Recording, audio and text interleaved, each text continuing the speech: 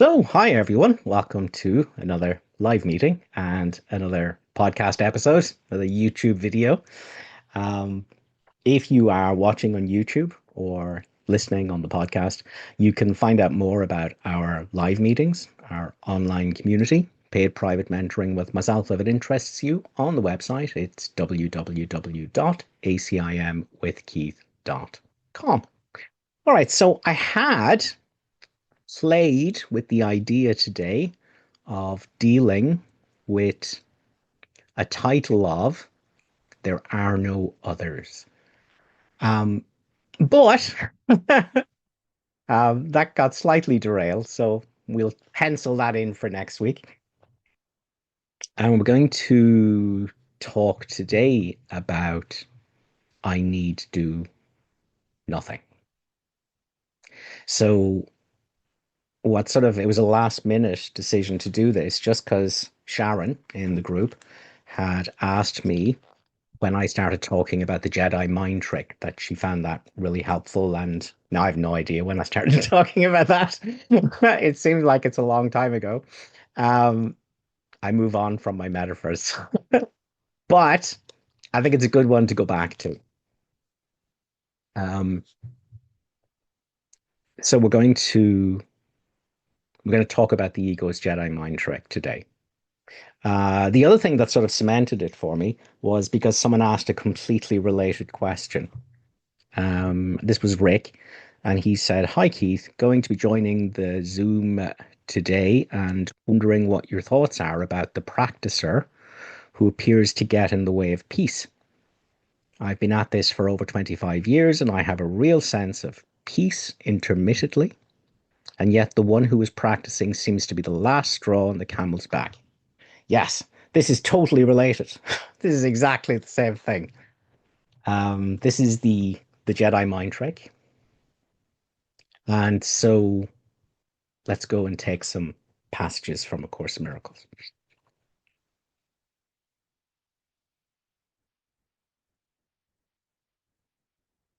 So this is from chapter 18, section 8, paragraph 4. I'm going to take a little bit of this. So let's get going on it. It is impossible to accept the holy instant without reservation unless, just for an instant, you are willing to see no past or future.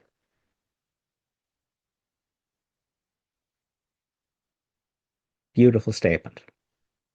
So we've already heard from the Course that atonement can be equated with a total escape from the past and a total lack of interest in the future. Heaven is here, there's nowhere else.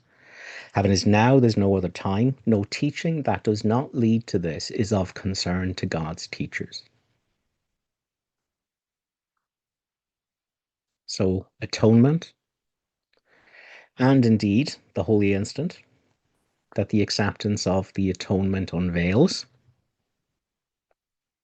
is the escape from the past and a total lack of interest in the future. So, once again, chapter 18, it is impossible to accept the holy instant without reservation unless, just for an instant, you are willing to see no past or future. Nothing to blame, no past learnings to impose on what's here in this moment, and no future salvation. No salvation in the future, no happiness in the future. Those are the illusions. Past learnings and future salvation, future happiness. Those are the illusion. That's what is the bedrock of the ego thought system, the imaginary egoic identity, the artificial intelligence that pretends to be you. That's its bedrock, is identification with past and future. Okay, so still on the subject of the holy instant, you cannot prepare for it without placing it in the future. So straight away, preparing for the holy instant, doing something to have the holy instant, hoping the holy instant comes, living in hope. All of that is an illusion because you're caught up in time. You're caught up in the non-acceptance of the atonement. You're caught up in the rejection of the atonement, which is bringing time into it. Look what I've done in the past. Look where I'm at now. How am I going to get to a future? See? So you're not accepting the atonement. You're lost in dreams. And dreams are always thoughts. So you cannot prepare for the holy instant without placing it in the future. Release is giving you the instant you desire it. Many have spent a lifetime in preparation and have indeed achieved their instance of success. And this course does not attempt to teach more than they learned in time, but it does aim at saving time.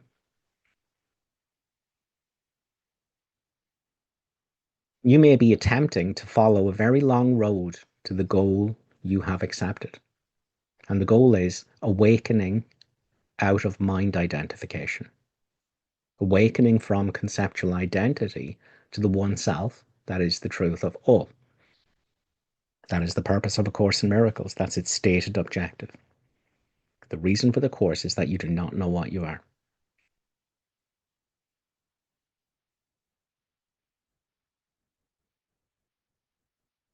It is extremely difficult to reach atonement by fighting against sin. Now, the first thing about sin in A Course in Miracles is that Course says sin isn't real. It's a mistake. It's an error. There's no such thing as sin. Sin is separateness. And from that delusion, guilt, and fear.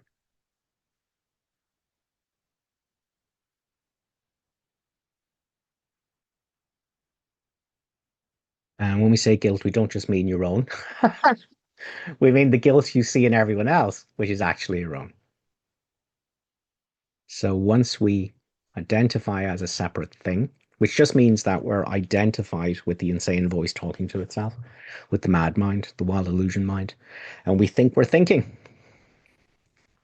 So once you do that, you'll think there's a thinker, you'll think there's a doer, you'll think there's a separate you in the world surrounded by other separate me's, all of which is delusion, none of which is true. It is extremely difficult to reach atonement. Now remember, atonement, total escape from the past, total lack of interest in the future. So without any of the mind's lies about the past or the future, without any stories about the past or the future, can you find any evidence of yourself as a me, as a person, as a separate thing?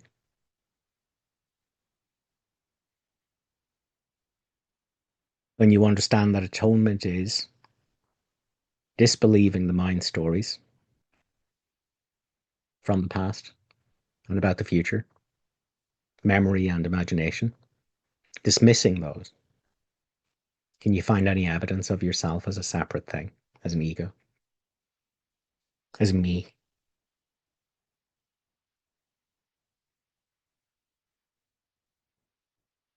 And yet what you are is here.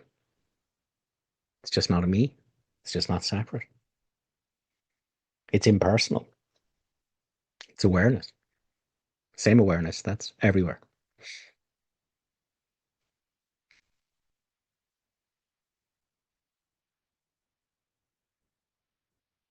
Enormous effort is expended in the attempt to make holy what is hated and despised. Now, what is hated and despised is the self, the little s self, the me. The me is hated and despised.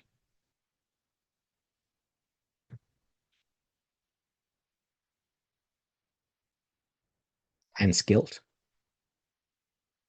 Not just guilt about what this apparent separate self has done, which is destroyed God's non duality to be a separate thing, a separate abomination, something apart from God's creation, something independent with its own will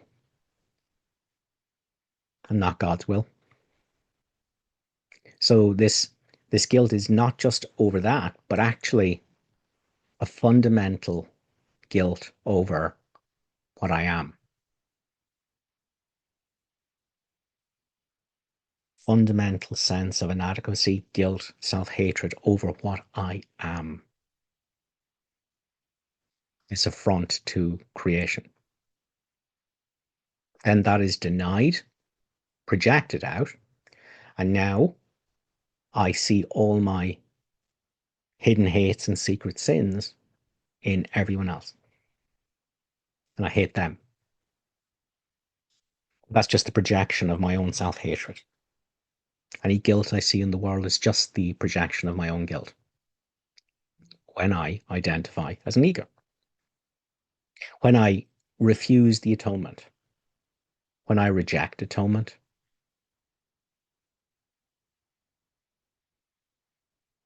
when I use stories from the past and future to manufacture a false identity for myself. And then I must use stories from the past and the future to manufacture a false identity from everyone else I see. So once I attack myself, I automatically attack everyone else.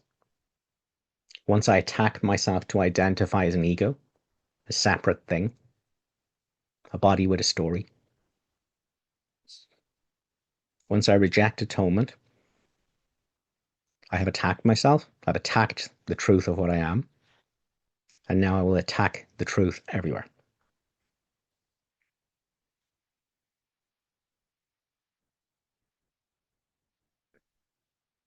And my self-hatred will be denied, and therefore I will hate others as a projection. So I don't have to look at the self-hatred.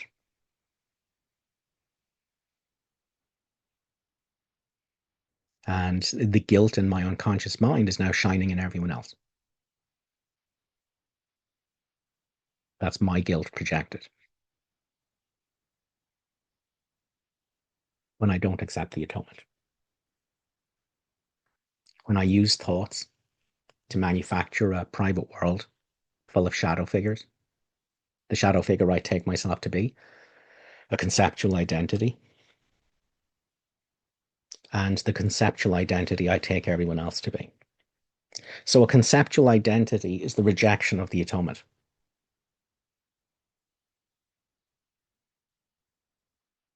If I have a belief about what I am, if I have a story about what I am, if I have beliefs about what you are, if I have stories about what you are, that is the rejection of the atonement. That is the rejection of the holy instant. That is the decision to say, to stay asleep. So the dream state is identification with the mind that's constantly making stories out of the past and the future. That's the dream.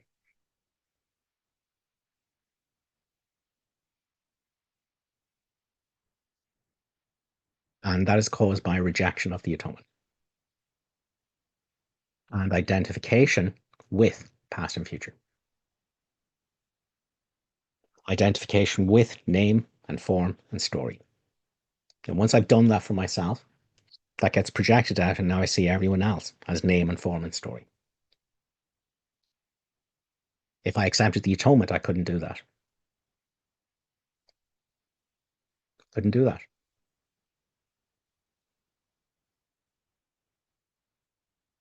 Okay, let's continue with our quote.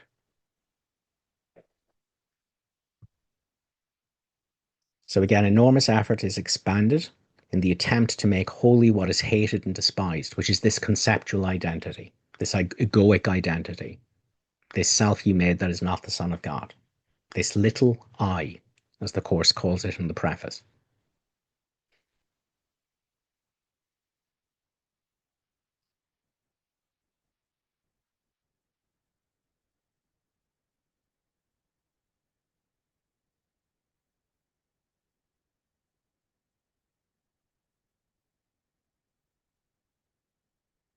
Sorry for a moment. Let me just find where I was.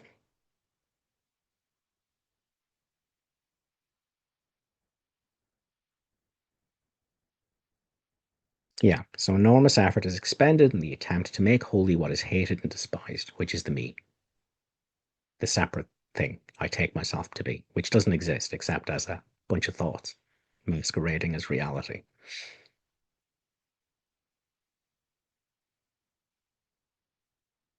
Nor is a lifetime of contemplation and long periods of meditation aimed at detachment from the body necessary. All such attempts will ultimately succeed because of their purpose. Yet the means are tedious and very time consuming, for all of them look to the future for release from a present state of unworthiness and inadequacy.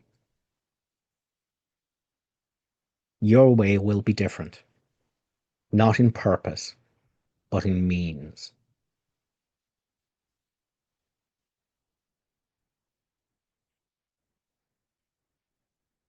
So, what the Course is talking about here is the progressive path approach.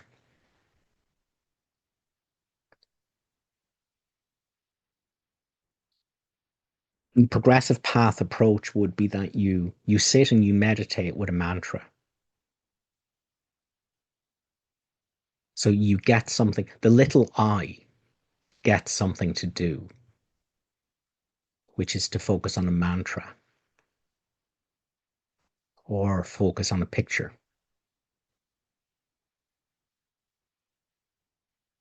or breathe in for a certain count, hold the breath for a certain count, let go for a certain count.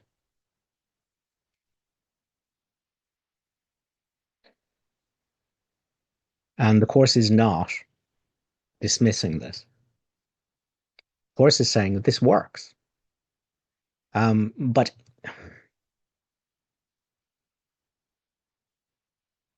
it works because of its purpose, not because of the method. In other words, meditating like that will not cause a holy instant, awakening, the collapse of the little I. It won't do that. Now, what it will do is it will make you more accident prone for awakening.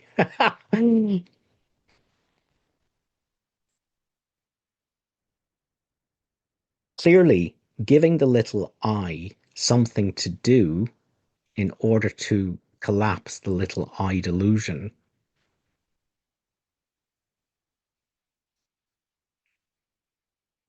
isn't the way to go about it.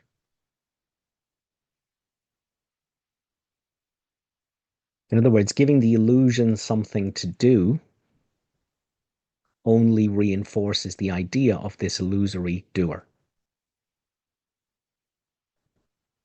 the illusory meditator, the illusory practitioner, the illusory forgiver. See? So that's what the Course is saying here. It's going, look, there's a purpose here. And it's purpose that means these things can ultimately deliver a success, but it's not the most expedient way for awakening, to attain the holy instant, to accept atonement. Now, again, the Course has not said that meditation is evil or wicked or bad, or it has not said that. It has said it can work because of its purpose, but there are better methods. Now, let me also say that meditation may reduce anxiety, may improve depression, may improve self-confidence, may help with emotional problems, psychological problems. Okay, so the Course isn't saying it doesn't do that, right? It does. These things are absolutely established. But it's saying it's not the most effective way to attain the holy instant. It's not the most effective way for awakening to happen. You could, meditate 30 years without attaining the atonement.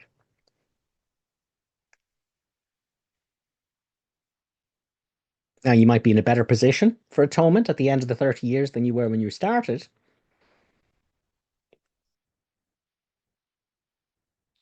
There's a better way.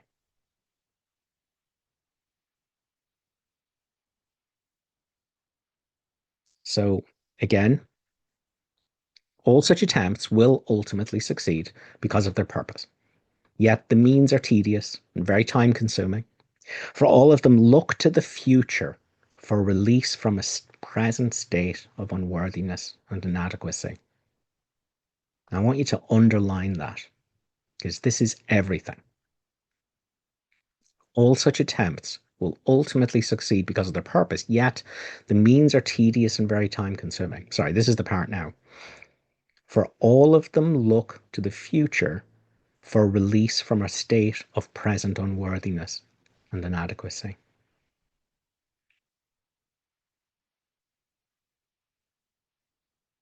So the course is going, anything you do which looks to the future for release from a present state is inefficient. It is not the atonement. It is not the message of A Course in Miracles. Now, other paths teach it, and the Course is not saying they're wrong. They're saying it's lengthy, and at best it makes you more accident prone for awakening or the holy instant based on your purpose rather than the effectiveness of the method itself.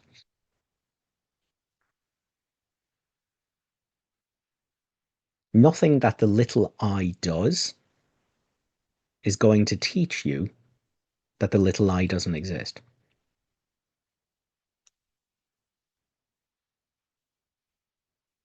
So giving the little I something to do is hardly the way to learn that it doesn't exist, that it's an illusion, that it's an artificial intelligence, which has nothing to do with what you are.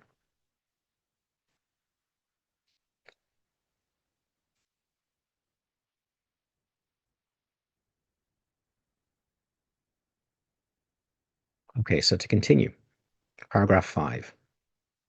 Your way will be different, not in purpose. The purpose is the holy instant. The means is by accepting the atonement. Total escape from the past, total lack of interest in the future. So your way to attain atonement, to accept atonement, to experience the holy instant, it'll be different than this. Not in purpose, but in means. A holy relationship is a means of saving time. One instant spent together with your brother restores the universe to both of you. Now, this is not saying 1 minute with me, Keith,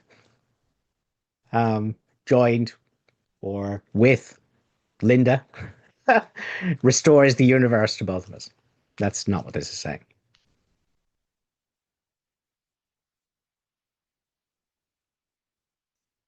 1 minute genuinely sharing identity restores the universe to both of us. Again, if I accept the atonement, no identification with the past, no identification with the next moment, something I do in this moment that will attain salvation in the next moment. See, that's the illusion. If I accept atonement in this moment, without identifying with the mind's dreams about past and future, can I find any evidence of myself as a me? No.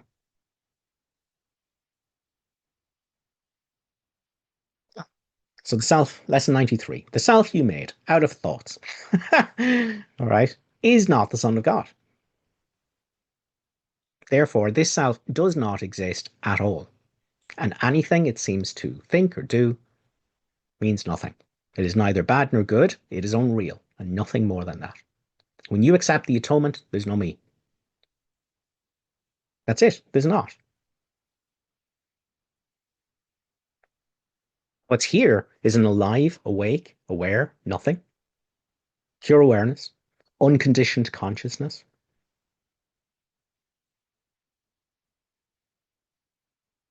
All that's here is what the mind would call nothing.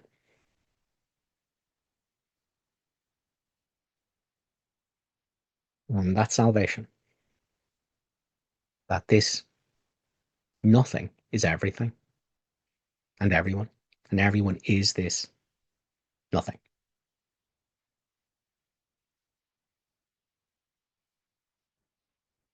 This emptiness. It is empty of form, empty of name,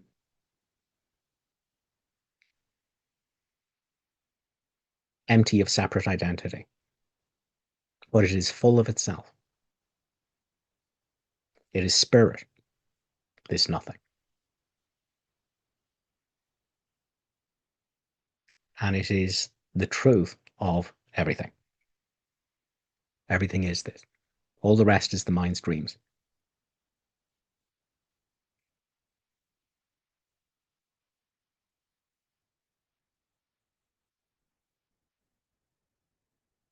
So when we talk about sharing an identity, the Course tells us always remember your identity is shared and its sharing is its reality. Well, you can't share your me identity because it's not real. It's a delusion. It's an idea in your mind that you've identified with, a story that you claim is my story. But it's not real. There is no you as a separate self. It doesn't exist. It's neither bad nor good. It just doesn't exist. It's unreal. Nothing more than that. It's a delusion. It is you who are storyless. In the acceptance of the atonement, you are storyless.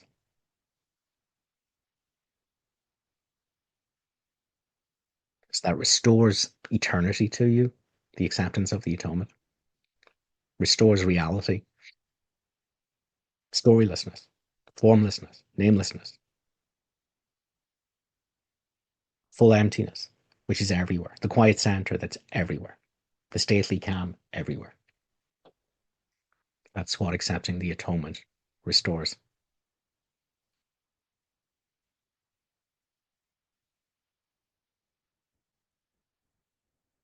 So the Course keeps teaching us that you're not what you take yourself to be. And the ego is only an idea, not a fact at all. Your separate self-identity, the innocent victim, the one with the past and the future, is a delusion. It doesn't exist. It's not real. It's imagined. There's no reality whatsoever. And so the way to break our identification with this fictional story is by sharing an identity. That's the Course's big teaching.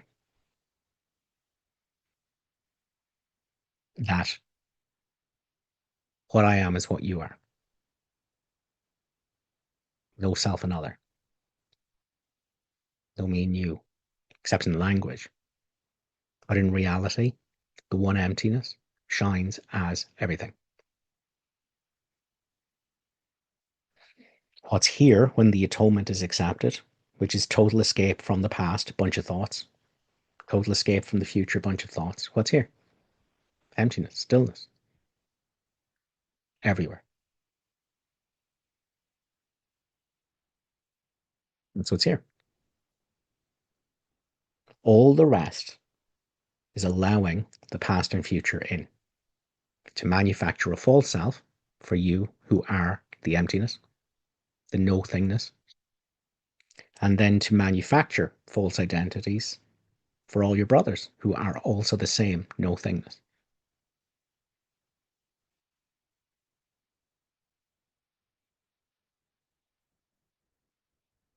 So one instant spent together with your brother, one instant where you stop meeting, where you stop using thoughts from the past and the future to construct a poor me, an unhappy me, a lacking me, an ego, an imaginary separate self. One instant of letting that go and knowing this emptiness that remains everywhere. That's non-duality.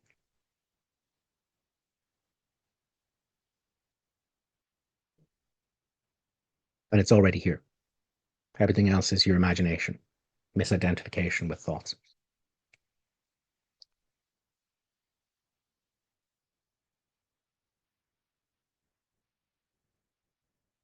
One instant spent together, which means sharing an identity. Always remember your identity is shared. It is the emptiness, the stillness that's here when the atonement is accepted.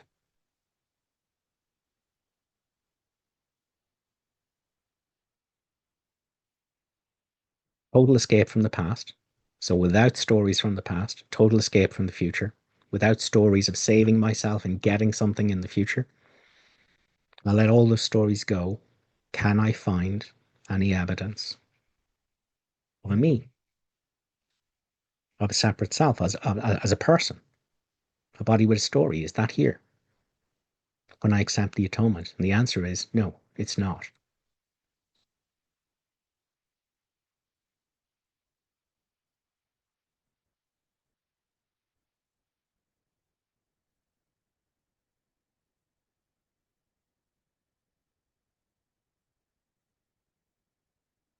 So we discover by accepting the atonement that what's here is stillness, but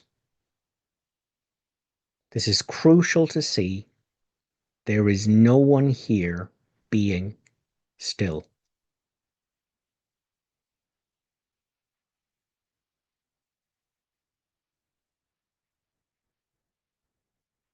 Total escape from the past. No stories from the past.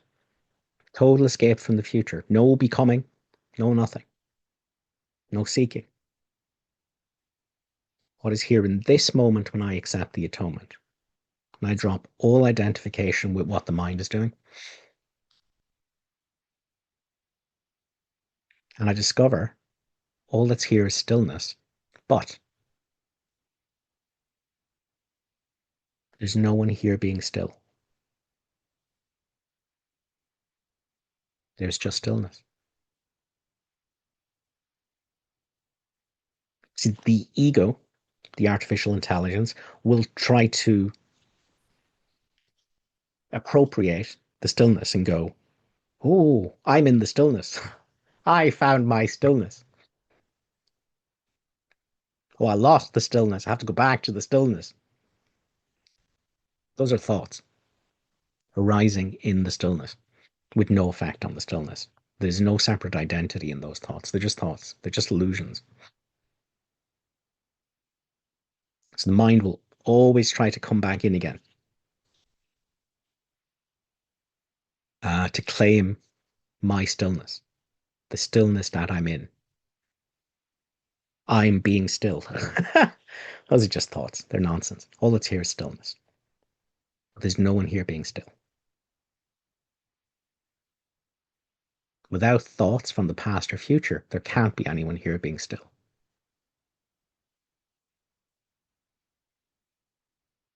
Thoughts are required to manufacture that illusion. Now, again, I'm never talking about stopping thoughts. I'm only ever teaching to stop believing thoughts. Stop identifying with them. Stop thinking they're your friend. Stop thinking you should trust thoughts. Stop thinking thoughts are true. Doesn't matter what spiritual path you're following, the end of the story is you have to stop believing thoughts. That's it.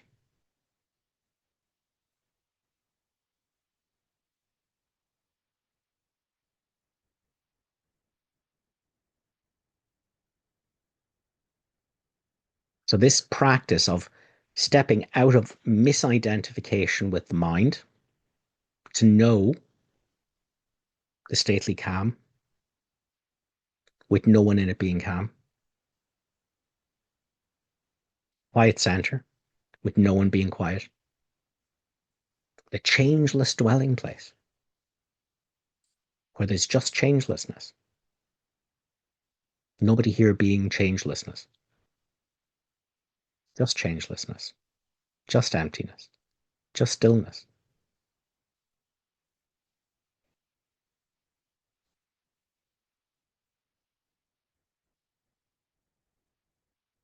And now this is shared. There's freedom for no one. This stillness is shared.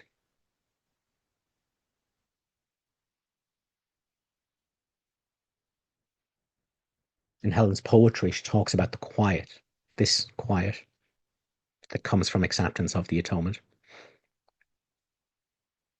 The quiet goes out around the world to cover it in stillness.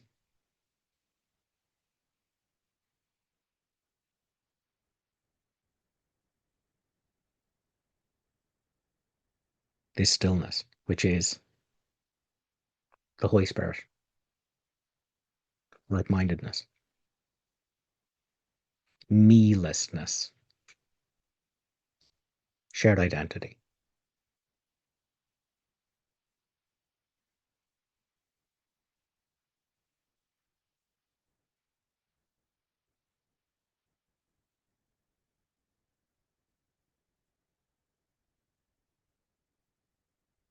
So one instant spent together with your brother,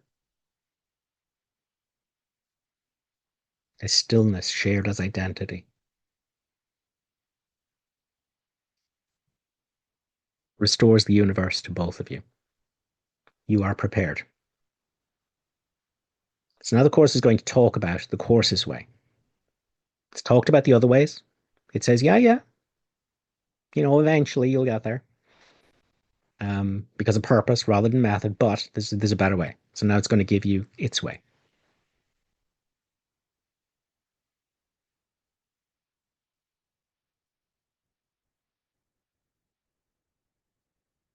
Now you need, but to remember, you need do nothing.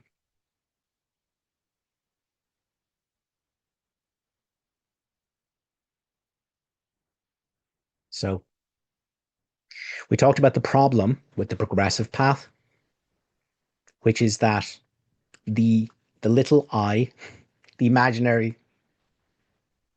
artificial intelligence me, you know, is given something to do.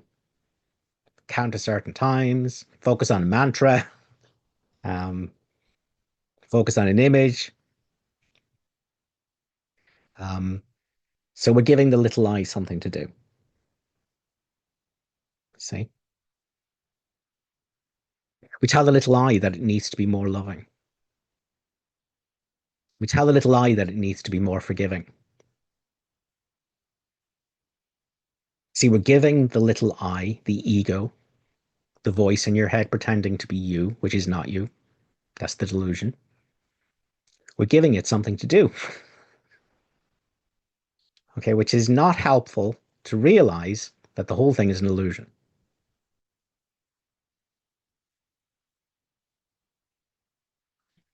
Giving the false self, the little I, this artificial intelligence, which is just a bunch of circular thoughts revolving around the belief that separateness is possible. Okay. We give this artificial intelligence something to do, which is only reinforcing the idea that there's a doer here. So as long as there's doing, it perpetuates the illusion that there's a doer. The ego is the doer. The ego is the seeker and the resistor and the one that's becoming. Okay, atonement establishes that what you are is changeless. Okay, so you can't be seeking. What you are can't be becoming. What you are doesn't need future salvation. So the thing that's trying to fix itself, the thing that's trying to stop judging and be more holy, the thing that's trying to forgive and become something, seeking to understand things and attain things and be successful in the future, isn't you. Isn't you.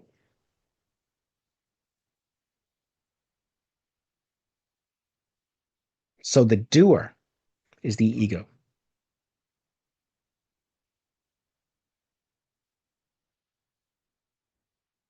The thing that's trying to save itself, the thing that's trying to be holy is the ego. The thing that's seeking future attainment, future enlightenment, future salvation is the ego. Doer is the ego, the false self, the little I, false me. Just a bunch of thoughts pretending to be a separate thing. There's no separate thing there, there's just thoughts.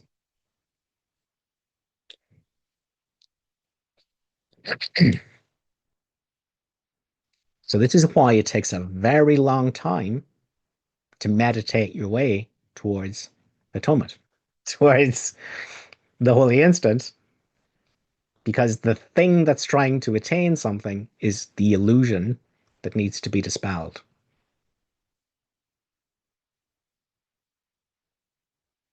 The discovery of the changelessness that you already are requires that you see through the illusion of the thing that's trying to change.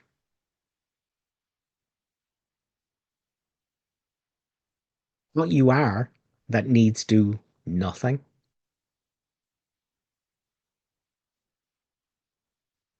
For that to be known, unveiled, you must see through the illusion of that which is trying to become, that which is doing.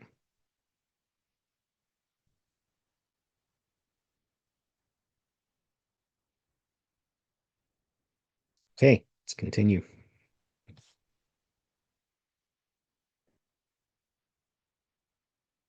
Now, you need but remember. This is the course's way, the alternative to giving the imaginary doer something to do.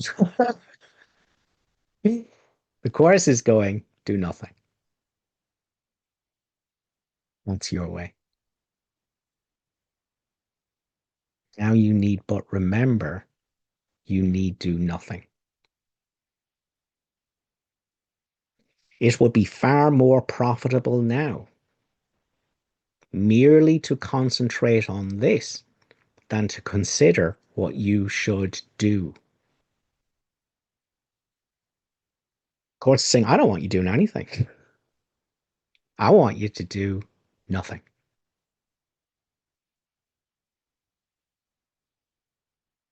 This is the cheat sheet. This is the shortcut. Of course, he's going, yeah, there can be the illusion of doing this and doing that and becoming and seeking and attaining in the future. Of course, he's going, yeah. There can be all that, right? But that's tedious. All right. So, in place of all that doing, imaginary doing, of course, he's going, we're going to take the quick path. We're going to take the direct route, route. We're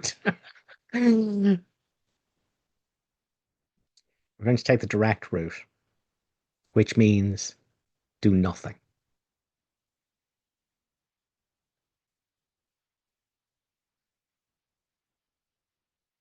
The thing that's doing all the doing is the mind, but that's not you.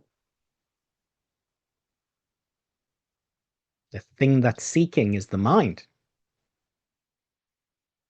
You're not the seeker. The thing that's becoming is the mind. You are changeless. The thing that wants to save itself is the mind, but you're already saved. The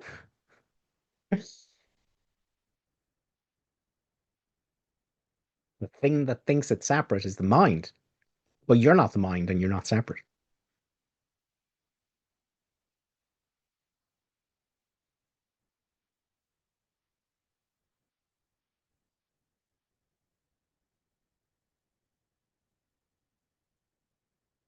So, how do I disentangle identity from thoughts, from the mind? Now, the mind is the doer. The mind is trying to become, the mind is trying to seek, the mind is trying to forgive and undo its judgments, and it's trying to attain something from meditation. It's trying to get somewhere. It's trying to have salvation in the future. Like, that's the mind. But how do I stop identifying with that mess?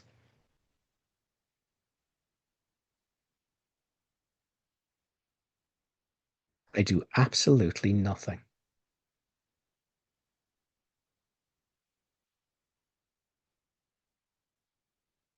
I simply be.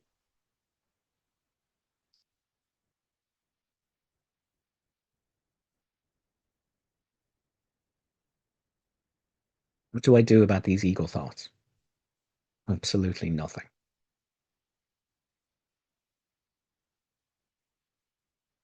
What do I do about my sadness? Absolutely nothing. What do I do about my guilt? Absolutely nothing.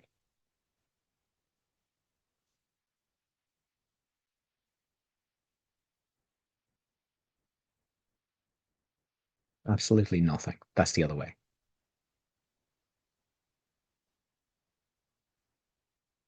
So this is where I have talked about the ego's Jedi mind trick.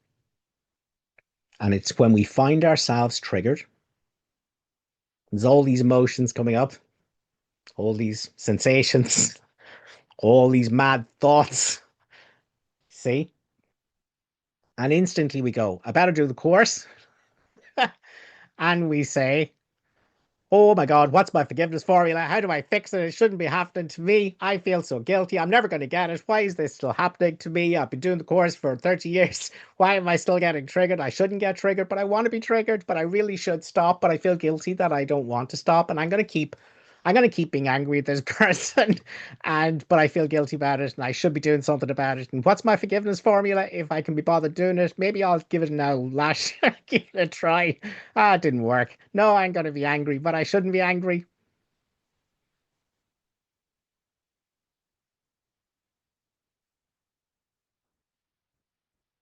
That's the ego's Jedi mind trick, because you forgot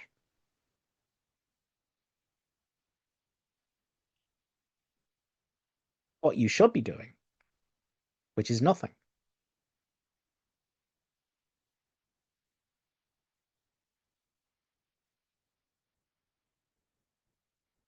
All of that activity. Oh, I shouldn't be feeling like this. Oh, I don't like these emotions. I want them gone. I want to have holy emotions instead of these emotions. How do I turn these bad emotions into good emotions? Oh, Holy Spirit, take them off me. Take them off me. Oh, give me better emotions than these, Holy Spirit. Okay, so all of that is refusing to accept the atonement.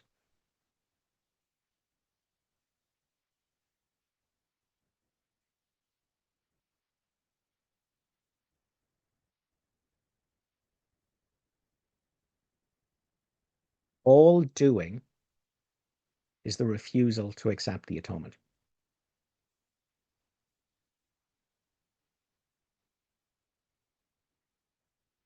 And so when we get serious about practicing the course, and so it actually crosses our mind in the middle of an ego attack, what should I do? The ego's Jedi mind trick is that you'll keep forgetting that you're supposed to do nothing, and you'll get caught in doing, trying, seeking, becoming, opposing, formulating.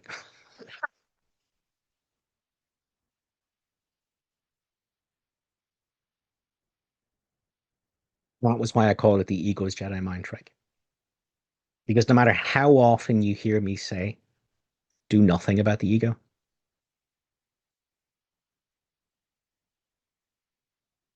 I just get question after question. Oh, what am I supposed to do in this situation? Oh, what am I supposed to do about the fact that I can't forgive these people? Nothing.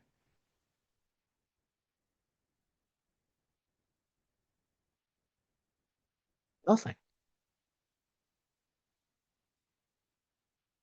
That's the other way.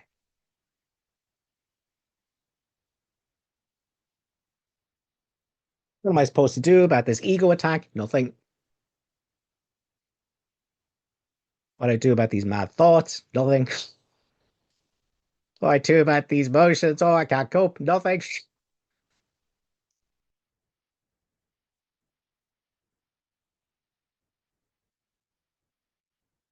So once you are identified with thoughts, you've entered the world of illusion.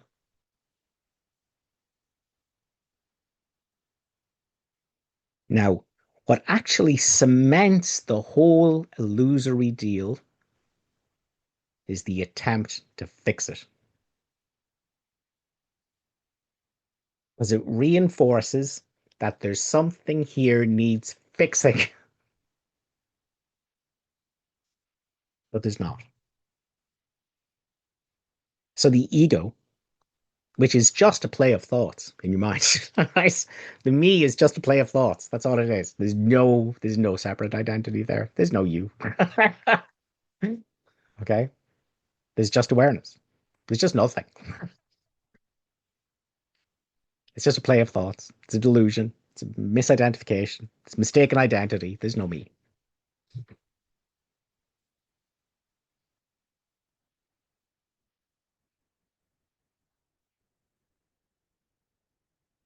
So once we identify with thoughts, which means we've rejected the atonement, we are seeking identity in the mind. We're asking the mind, what am I? And the mind goes, oh, well, look at all this stuff from the past. That's who you are. So that's the rejection of the atonement when I believe that.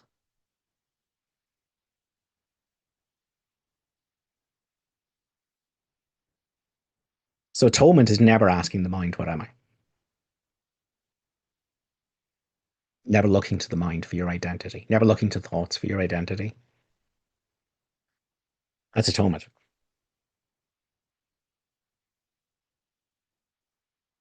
Doesn't mean there's not thoughts there.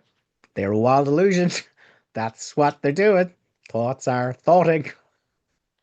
But what does that have to do with you? They're a wild illusion, frantic and distraught, with no reality whatsoever.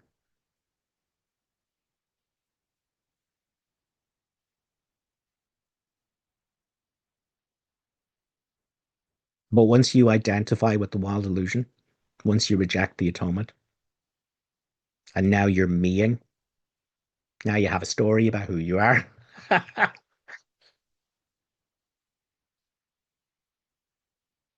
The way this whole thing gets cemented is for the me to try to fix itself. There's no me, right?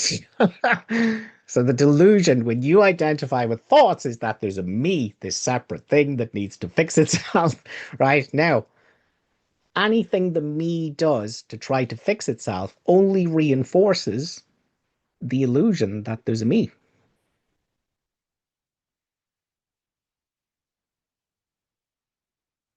a separate thing, a doer, a thing looking for salvation in the future,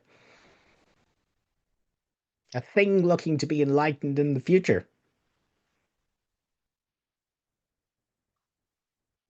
a thing wanting a different experience than the one that's here.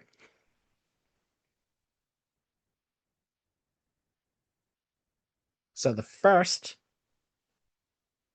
error is the misidentification with the mind. Now I think I'm a me. I have a story. I'm good in an evil world. I'm an innocent victim. Okay. And I'm surrounded by these others. Right? I've gone into the world of illusion. I'm in the dream state because I've identified with the conditioned mind. And now I think I'm a thinker. And now the way this gets perpetuated forever is for the me to try to fix itself. So the ego, this artificial intelligence, perpetuates itself by trying to fix itself, by trying to make itself holy, by trying to make itself enlightened. Okay. So you can see the problem. The very activity of trying to fix yourself stops you knowing what you really are.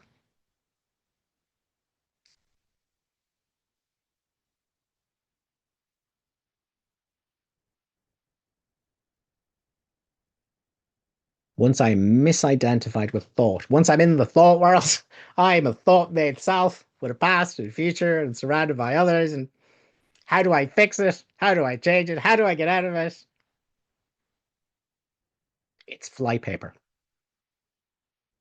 That was my other analogy from the past, which I was reminded of when Sharon reminded me of the Jedi mind trick that we keep forgetting and going into doing.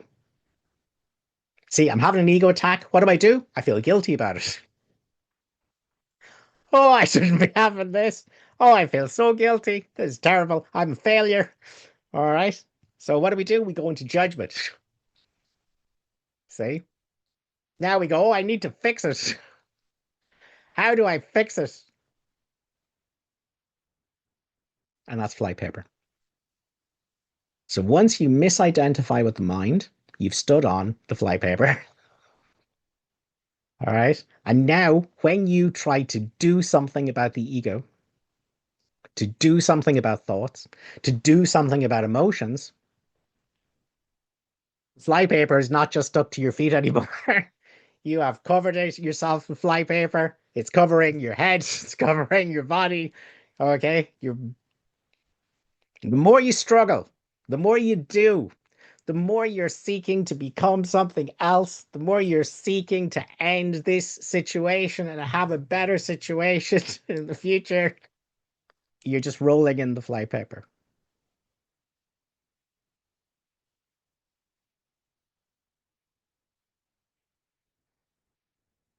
So the course has a radical message. You cannot do anything to save yourself. If you try to do something to save yourself, to become holy, it's blocked. It's much simpler than that.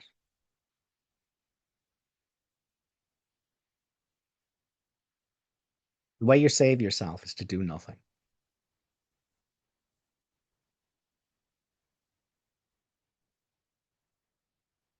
All the doing is the ego. It's the seeker. It's the becomer.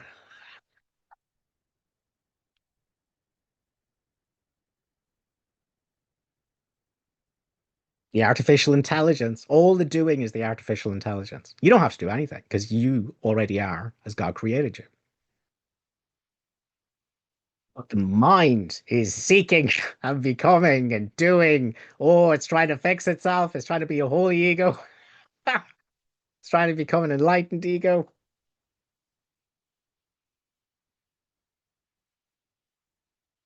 But none of that's you.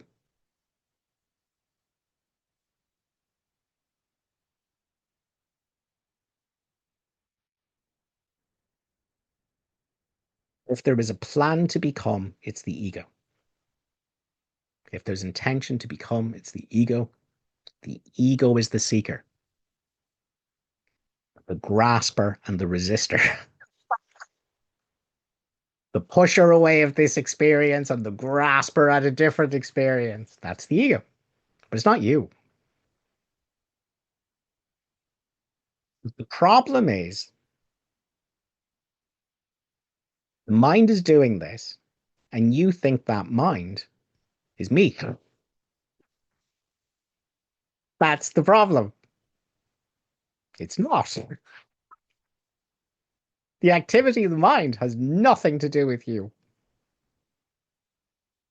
It's just a wild illusion, frantic and distraught, but without reality of any kind.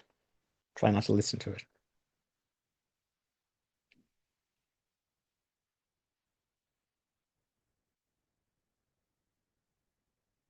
The thing that's trying to become something is an illusion. The thing that's trying to fix itself is an illusion. The thing that's trying to forgive is an illusion. The thing that's trying to become is an illusion. So, how do I separate myself out from this illusion? Well, you can see what the illusion is doing. It's doing. It's doing stuff. It's doing things. Doing. Guilty over not doing, but still not doing, but guilty over it. See all that activity? Crazy mess of conflicting thoughts there. Doing, becoming, seeking. How do I stop mixing what I am up with that mess?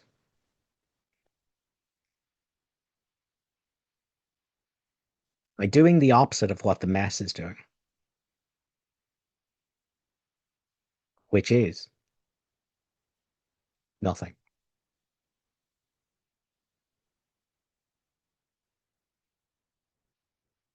So you awaken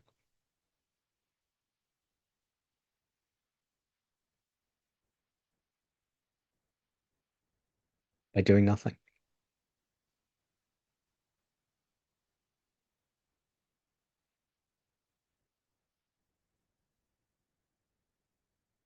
It's how you discover the quiet center, stately calm, the kingdom of heaven, the holy place where thoughts can enter not. You can only get here by realizing you're already here.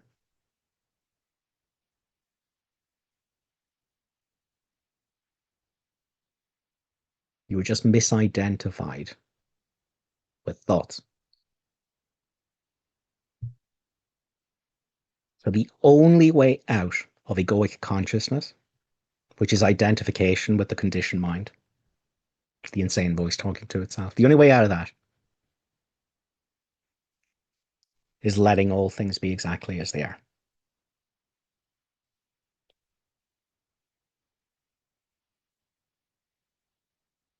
So at this point, let's jump a little bit just to talk about lesson 268. In love I was created, and in love I will remain. What can frighten me when I let all things be exactly as they are?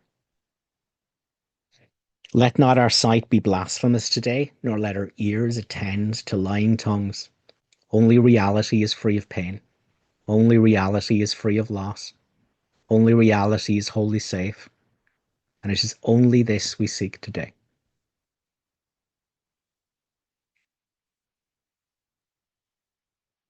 What can frighten me when I let all things be exactly as they are?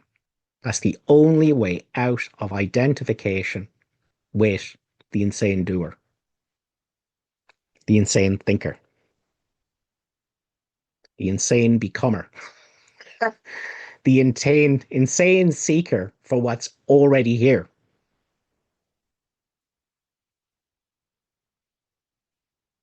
Because none of those things are real. All of it's just thoughts.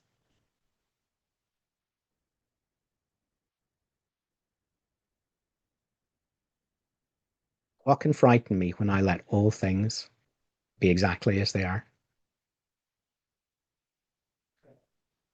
And now the chorus is going, did you not get this?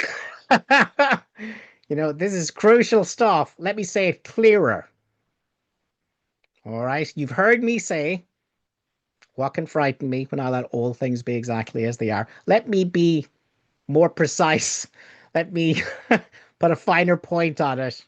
Do nothing.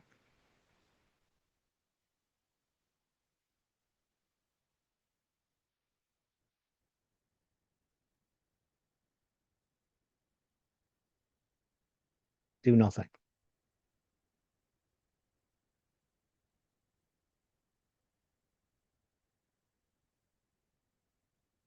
Do nothing so the light comes.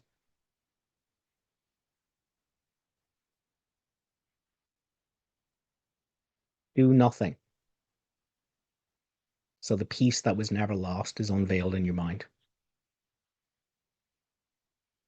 Of course, tells us the other way is remaining quiet, even in the midst of the turmoil that the mind and the emotions, and the becoming and the seeking, even in the midst of all that turmoil, be quiet. Do nothing. Let all things be exactly as they are. And what you are will tell you of itself.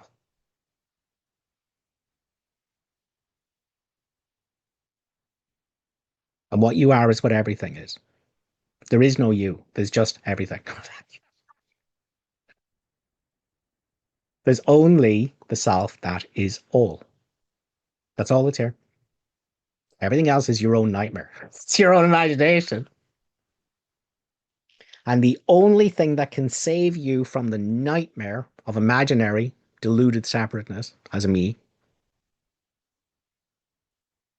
is doing nothing.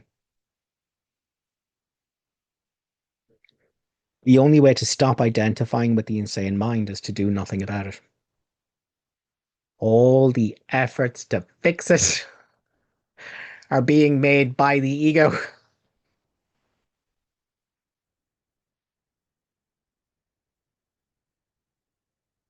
Do nothing.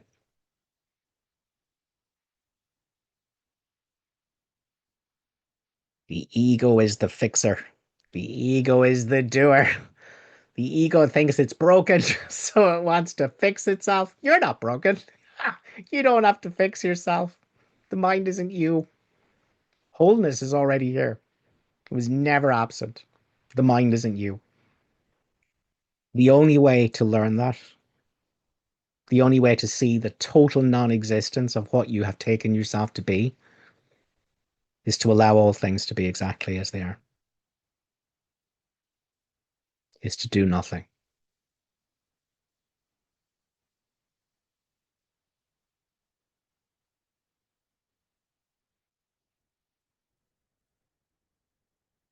See, watch what the mind is doing. The mind is going, how do I do nothing? How do I go about doing this thing called nothing? Right? That's the mind. It's insane. Oh my God. How do I do that? No, no. Stop all doing. Just stop. Just stop. Just stop all doing. But I have these racing thoughts. Yep. Do nothing about that. Oh, but I have these terrible emotions. Yep. Do nothing about that. Don't push them away. Don't try to grasp for different ones. Do nothing.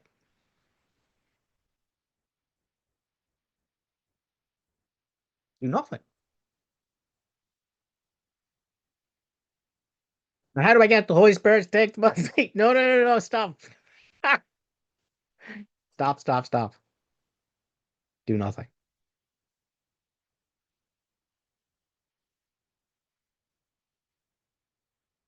Oh, but I have these thoughts and I can't stop them. Yeah, that's right. So don't do anything about them.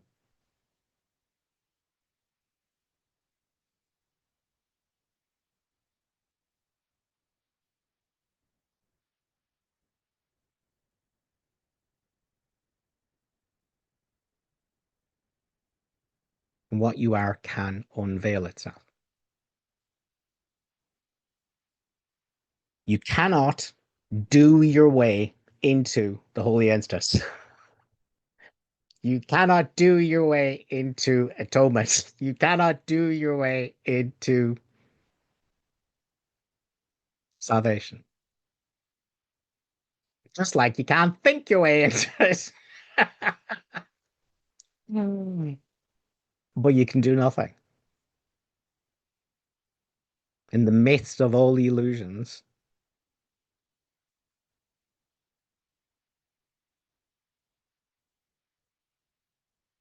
and the stillness will be unveiled. Your right mind will shine.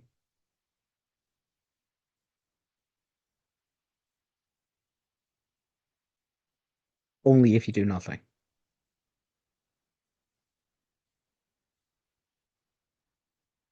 Only if you do nothing. How do I make my right mind shine? No, no, no. No, no, no, no, no. Stop. Don't do anything about the mad stuff.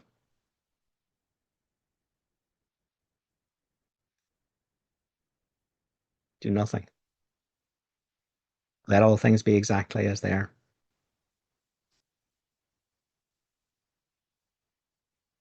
But how can I understand this? No, no, no, no, no. You're doing something. You're trying to understand. Don't be doing that.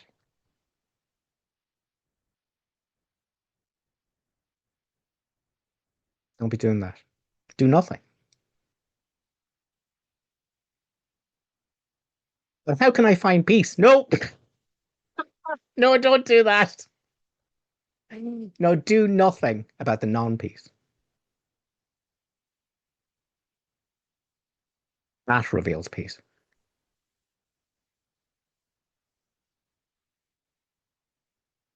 How do I turn all my bad emotions into good emotions? Nope. No, you don't want to try that. That's a disaster. Do nothing about the bad emotions, and the good ones will come.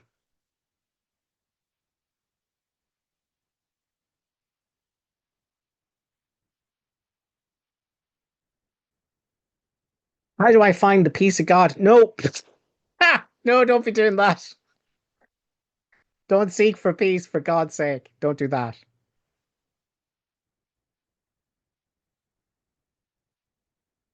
Stop doing anything about the ego's non-peace. That will reveal the peace of God.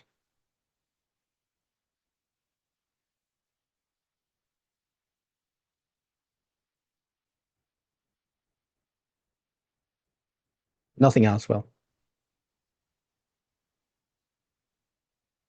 So the Course tells us the way to peace is through forgiveness here. There is no other, sorry, the way to God is through forgiveness here. There is no other way. There is no other way.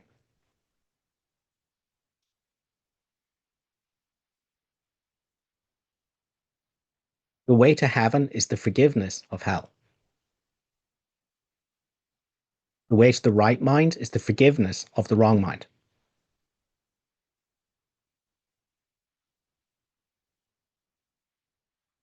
Forgiveness. Doing nothing. Let us remind ourselves from the introduction to the workbook, part two. Forgiveness is still, and it quietly does. What does forgiveness do? Nothing. It offends no aspect of reality. It's not judging anything. Nor does it seek to twist it to appearances it likes. Is forgiveness trying to change the ego? No. No, it's not trying to change anything. Is forgiveness trying to turn the bad stuff into good stuff? No, no, it's not doing that. No, no, no, no. Forgiveness doesn't do anything. It's doing nothing.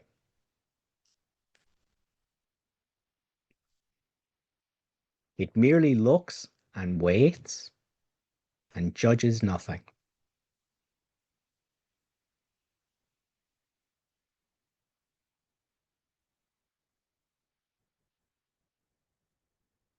Forgiveness is still and it quietly does nothing. So if you're trying to do forgiveness, no, don't be trying to do that at all.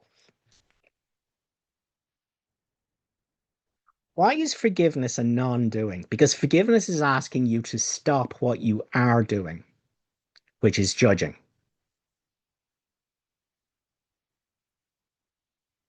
which is fixing, which is becoming, which is seeking, which is trying to change things into other things, which is going, oh, I don't want this experience. I want a different experience. Forgiveness says, no, stop all that. Stop all that doing. See the way you're trying to change that? That's a doing. Don't be doing that. Stop that. See the way you're judging what the ego is doing? That's a doing. Stop that. See the way you're trying to stop the ego? That's a doing. Stop that.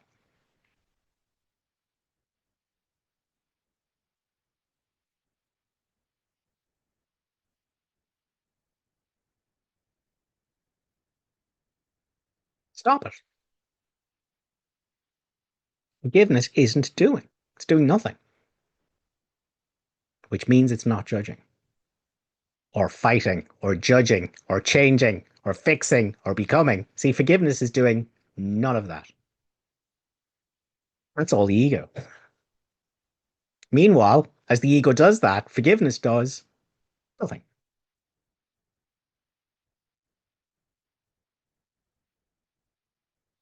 Nothing.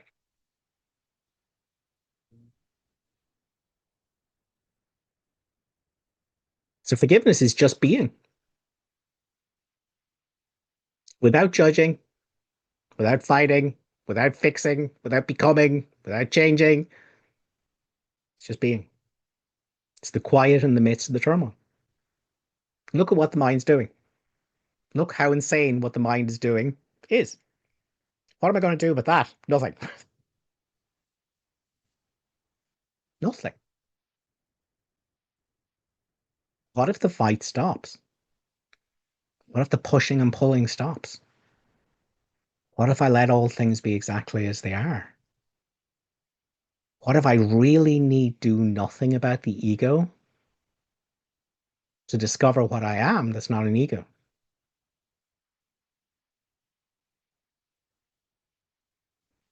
Let's take one more quote. Um, it's from lesson 340. Miracle is a correction. It does not create nor really change at all.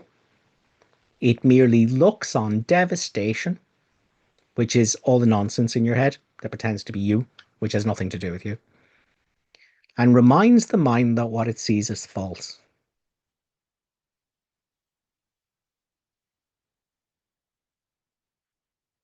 See all those thoughts that won't turn off, that you've no control over? All those compulsive thoughts, judging, comparing, all those thoughts based on non-acceptance of the atonement about the past and the thing that happened in the past and what this other person said and what my experience is and how am I going to use this in the future. See all that nonsense that just won't turn off? There's no control over that. Let me give you 30 seconds just to turn it all off. So stop thinking.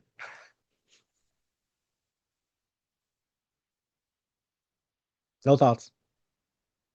Just no thoughts, which means no thoughts about no thoughts. Sleep, can you do it? No, of course you can't.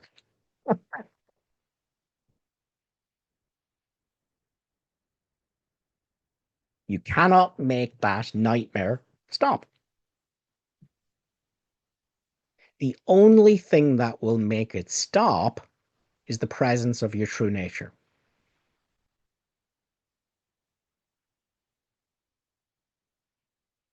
You cannot know your true nature until you are in a state of non opposition and non doing.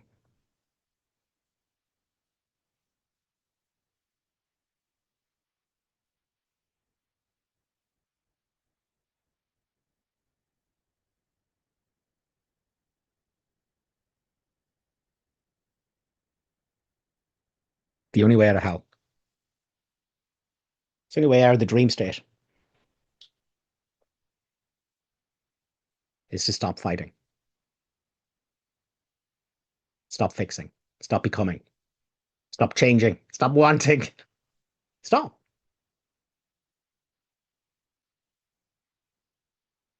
Just stop. And what you are will tell you of itself. It cannot tell you of itself when you're trying, when you're becoming, when you're opposing, when you're fighting, when you're resisting, when you're pushing, when you're pulling. No. So you can't know the truth.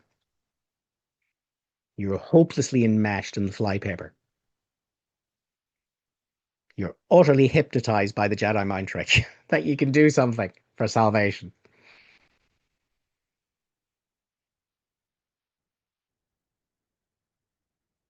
The only way is surrender. Forgiveness is still, quietly does nothing, offends no aspect of reality. It's not opposing anything, nor does it seek to twist it into something else. It's just looking, waiting, and judging nothing. That is surrender. Non-doing. Letting all things be exactly as they are.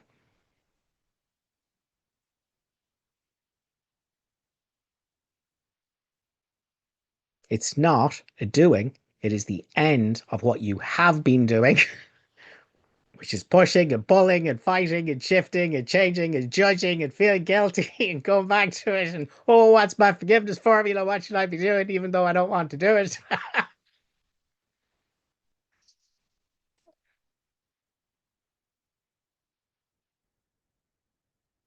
Stop. Give up the fight. Drop your weapons. Give up trying to understand. Give up trying to become. Give up judging. Give up seeking. Give up looking for something different than what's here in this moment. So forgiveness is not a doing, it's the end of everything you have been doing. Let go. Surrender. Do nothing.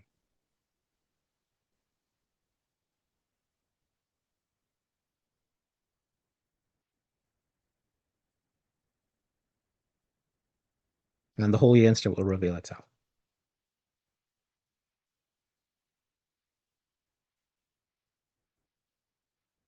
Awakeness will awaken to itself. The me doesn't awaken. Awakening is realizing the me was never there. It was a bunch of thoughts. Awakeness awakens to itself when there's an end of doing, of becoming, of seeking, when there's just this moment, unopposed.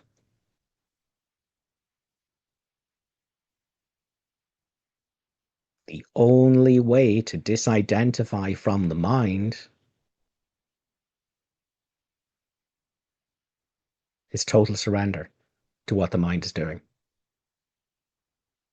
total surrender to what emotions are doing, without trying to fix or push away or change it into something else.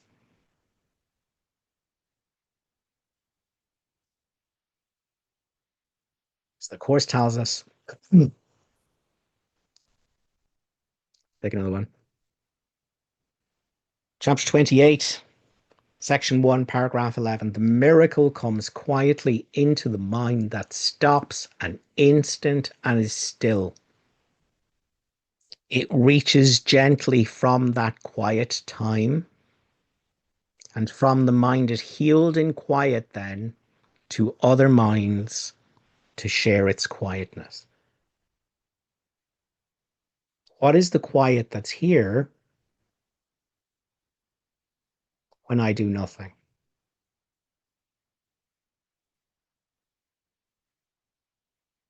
What is the quiet that's here when all the turmoil is unopposed? What is the quiet that's here when there's no agenda for anything? What is the quiet that's here when there's nothing to be understood? When there's no trying to understand? What's the quiet?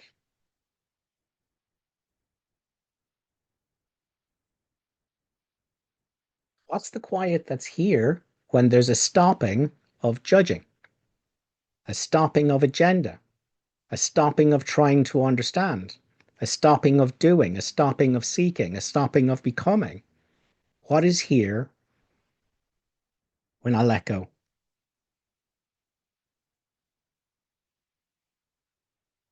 What is here when nothing is opposed?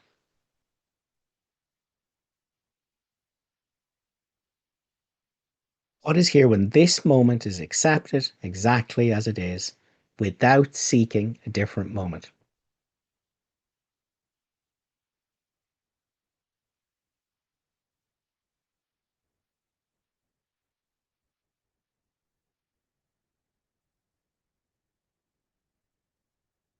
There's stillness, no matter what the mind is doing, no matter what the emotions are doing.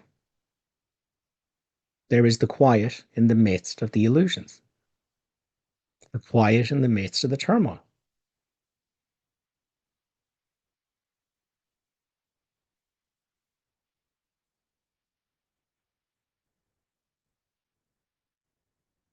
But there's nobody here being quiet. That's the illusion. There's nobody here at all.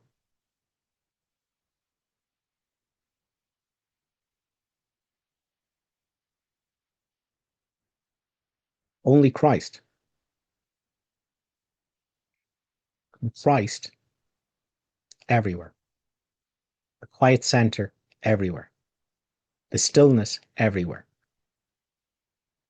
That's all that's here.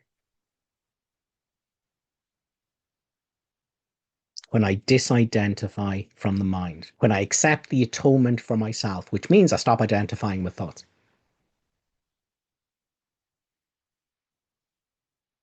Doesn't mean I stop thoughts.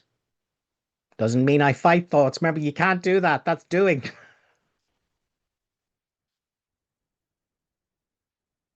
You cannot oppose thoughts. That's doing. That won't work.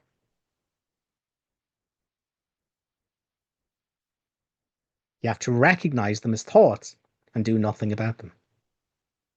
Oh, thoughts. Look, so what? Not going to judge them. Not going to try to fix them. Not going to try to change them.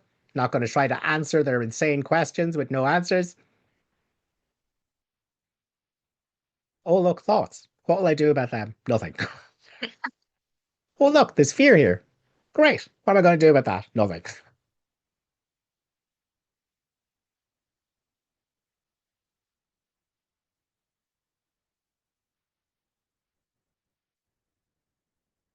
And what you are as the quiet center, as the stately calm, as the holy place where thoughts can enter not, as the kingdom of heaven, will tell you of itself.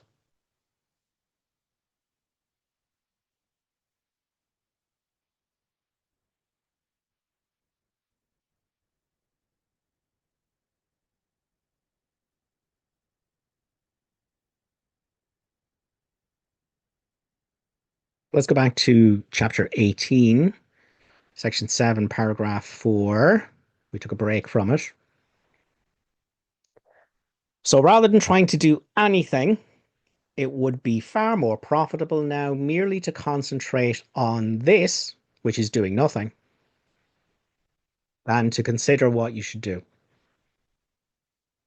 When peace comes at last to those who wrestle with temptation and fight against the giving in to sin, that's that whole, oh, look at these thoughts. I shouldn't be having these thoughts. I should be further along than this. I'm such a bad course student. I shouldn't be thinking like this, but I don't want to stop thinking like this. But I feel guilty about the fact that I want to do it. And I really want to stop, except I'm not stopping it.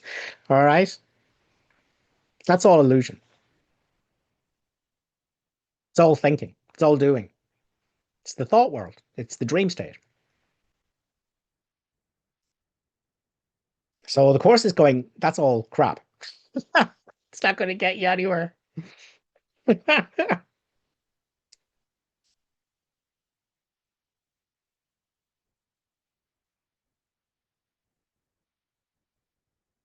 And peace comes at last to those who wrestle with temptation and fight against the giving in to sin.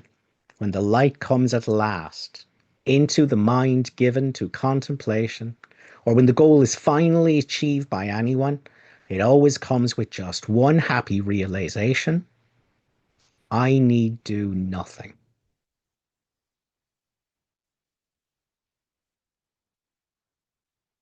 Here is the ultimate release, which everyone will one day find in his own way, at his own time. You do not need this time. Time has been saved for you because you and your brother are together. You're one. You're the same. Nothing. This is the special means this course is using to save you time. You are not making use of the course if you insist on using means which have served others well, neglecting what was made for you.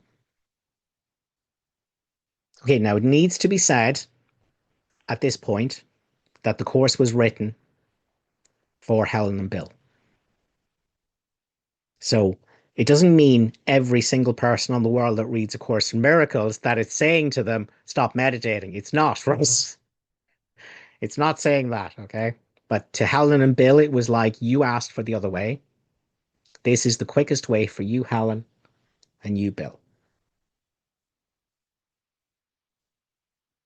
Um, so don't misunderstand that, meaning you can beat everyone else over the head with A Course in Miracles because they're meditating, right? It's not that. That needs to be said. Save time for me by only this one preparation and practice doing nothing else. I need do nothing is a statement of allegiance, a truly undivided loyalty. Believe it for just one instant, and you will accomplish more than is given to a century of contemplation or of struggle against temptation. To do anything involves the body or the body identity.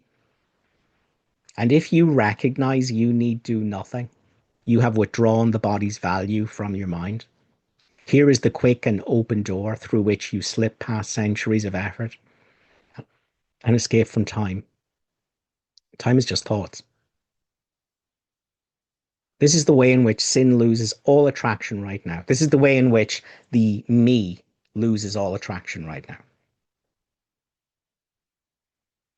For here is time denied, because time is denied by the atonement. Total escape from the past, total lack of interest in the future.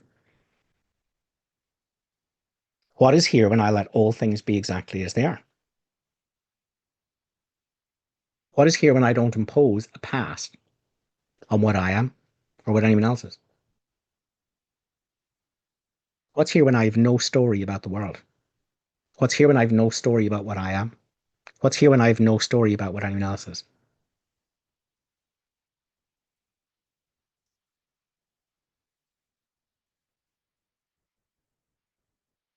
Who needs do nothing has no need for time. No need to say, oh, if I meditate long enough, I might get somewhere. Oh, if I forgive enough, I might finally wake up. See, you're doing. Well, you're not doing. The wild illusion is doing. But that's not you.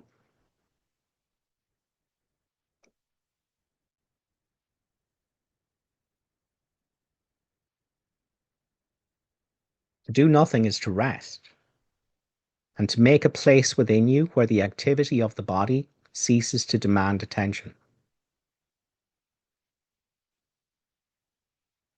So the body has a script to play out in the dream. That can take care of itself.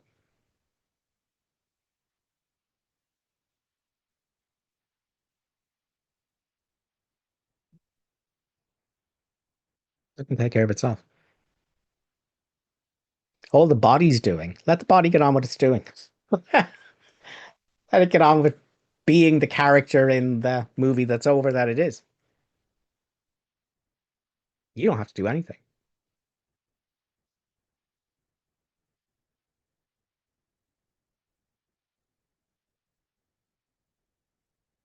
Into this place, into the stillness, the peace, The nothing that's unveiled when I do nothing, when I stop identifying with the past and future, when I accept the atonement, which doesn't mean I stop the mind. It means I stop identifying with it. I stop giving it authority. I stop treating it like what thoughts are saying is true. They're not true. So I don't have to do anything about them.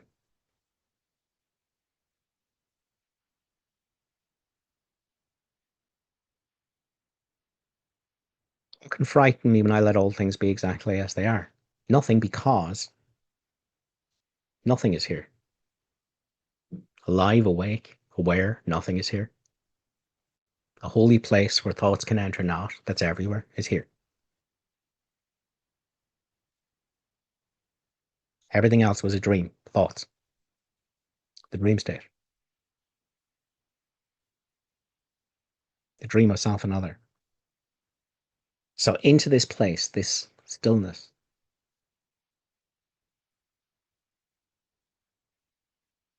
in the midst of the turmoil, this quiet in the midst of the turmoil, this doing nothing in the midst of the mind's manic doing and seeking.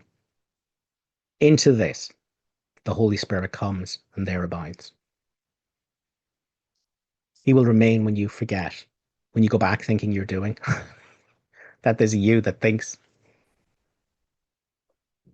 And body's activity return to occupy your conscious mind. Yet there will always be this place of rest to which you can return by doing nothing. And you can be more aware of this quiet center of the storm than all its raging activity. This quiet center in which you do nothing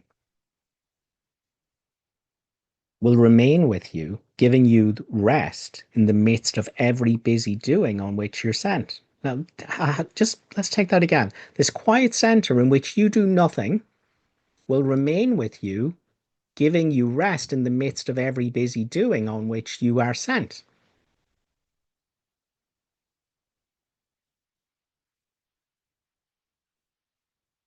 How do you do nothing in the midst of every busy doing?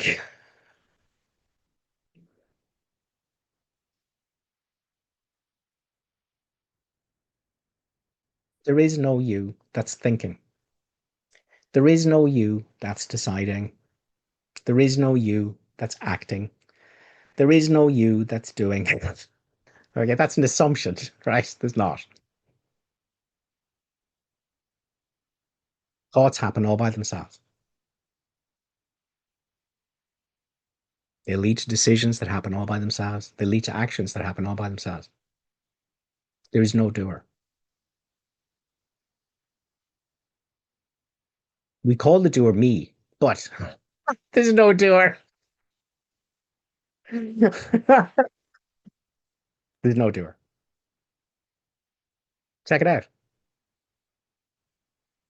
Is someone doing thoughts, or are thoughts just thoughting? Do you ever know what thought is coming next before it happens? No.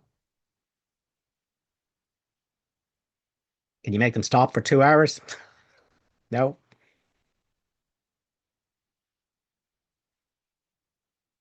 Have you any power over their content?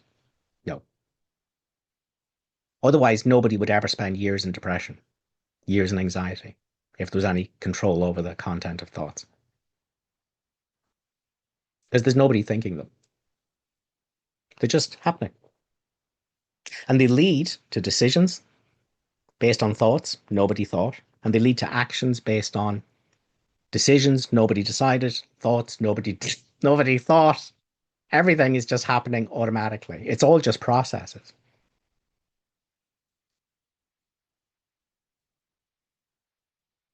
And you're free.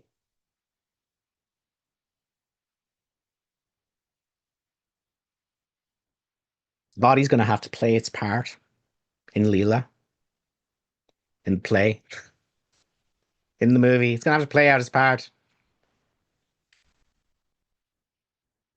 And the mind is going to have to go through a healing crisis.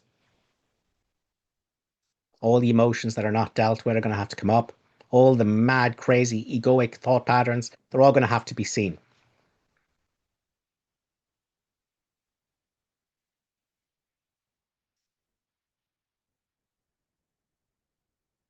And all you have to do is nothing to remember what you are.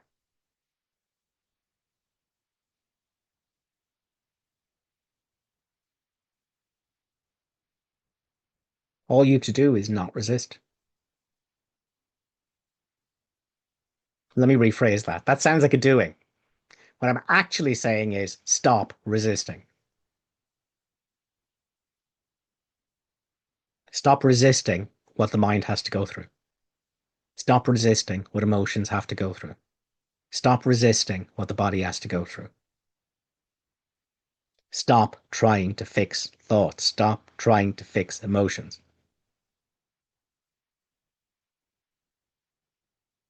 Stop. Stop. Do nothing. Let all things be exactly as they are. Just be. Just be. Just be in the midst of all this egoic stuff. And if you do that, everything will resolve itself.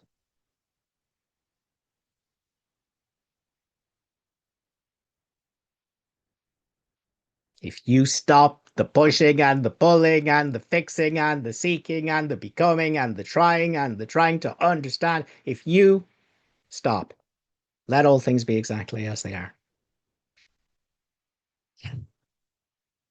Do nothing. Witness. Witness what the body's going through. Witness what the mind is going through. Witness what emotions are going through. And do nothing.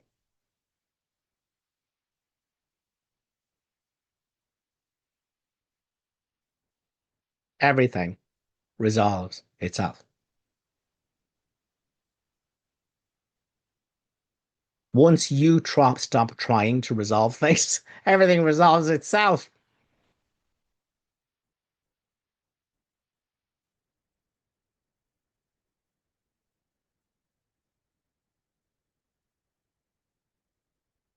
So I've learned this so through pure grace because I had an anxiety disorder, which was so absolutely awful that I actually started learning this forgiveness, this surrender, this doing nothing, this letting all things be exactly as they are. Okay. Why? Because I had no choice. When I got up in the morning, crazy thoughts I could do nothing about. They were going 100 miles an hour. There was this background of doom, and there was no break between the thoughts, and it was all the bad stuff and everything that was happening. And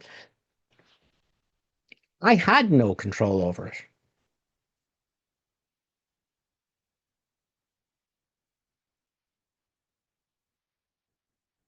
And this fear and these heart palpitations and this restlessness and this clenching, this tension, contraction, hypnic jerks. Don't know if you can call them that when you're awake, but you get the idea. All right. So all of this, um, brain zaps where it felt like electricity went up into your brain. So all of them. Um, I had no control over that whatsoever. Thank God.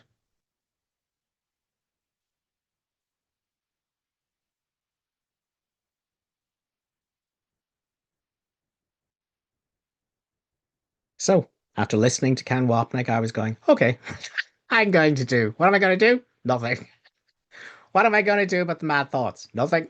What am I going to do about the mad anxiety? Nothing. What am I going to do about all the mad sensations? Nothing. Practice doing nothing. Spent 8 years trying to fix myself and hating and fighting the anxiety and the thoughts and oh, I'm feeling victimized by it and hopeless and like I'm a failure and like oh, my life is ruined. Okay, so I spent 8 years doing that. That was crap. So I did nothing.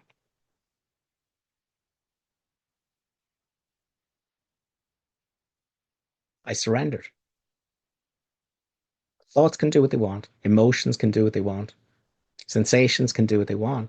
But what does it have to do with the peace of the Holy Spirit in my mind?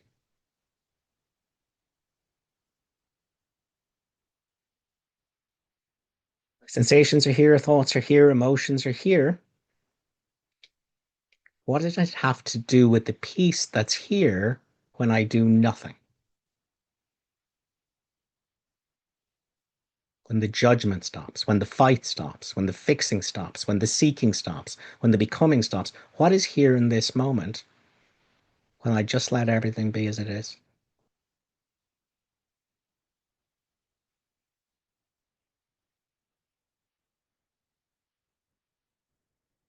So, 5 months down the line, 8 year long anxiety disorder, done, finished. And what did I do to attain that? Absolutely nothing. Nothing.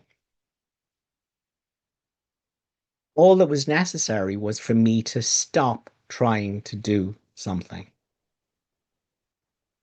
so it could resolve itself.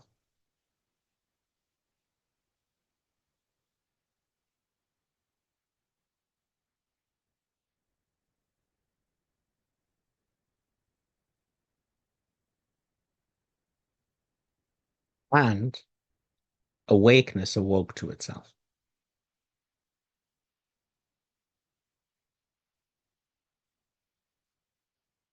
in that order.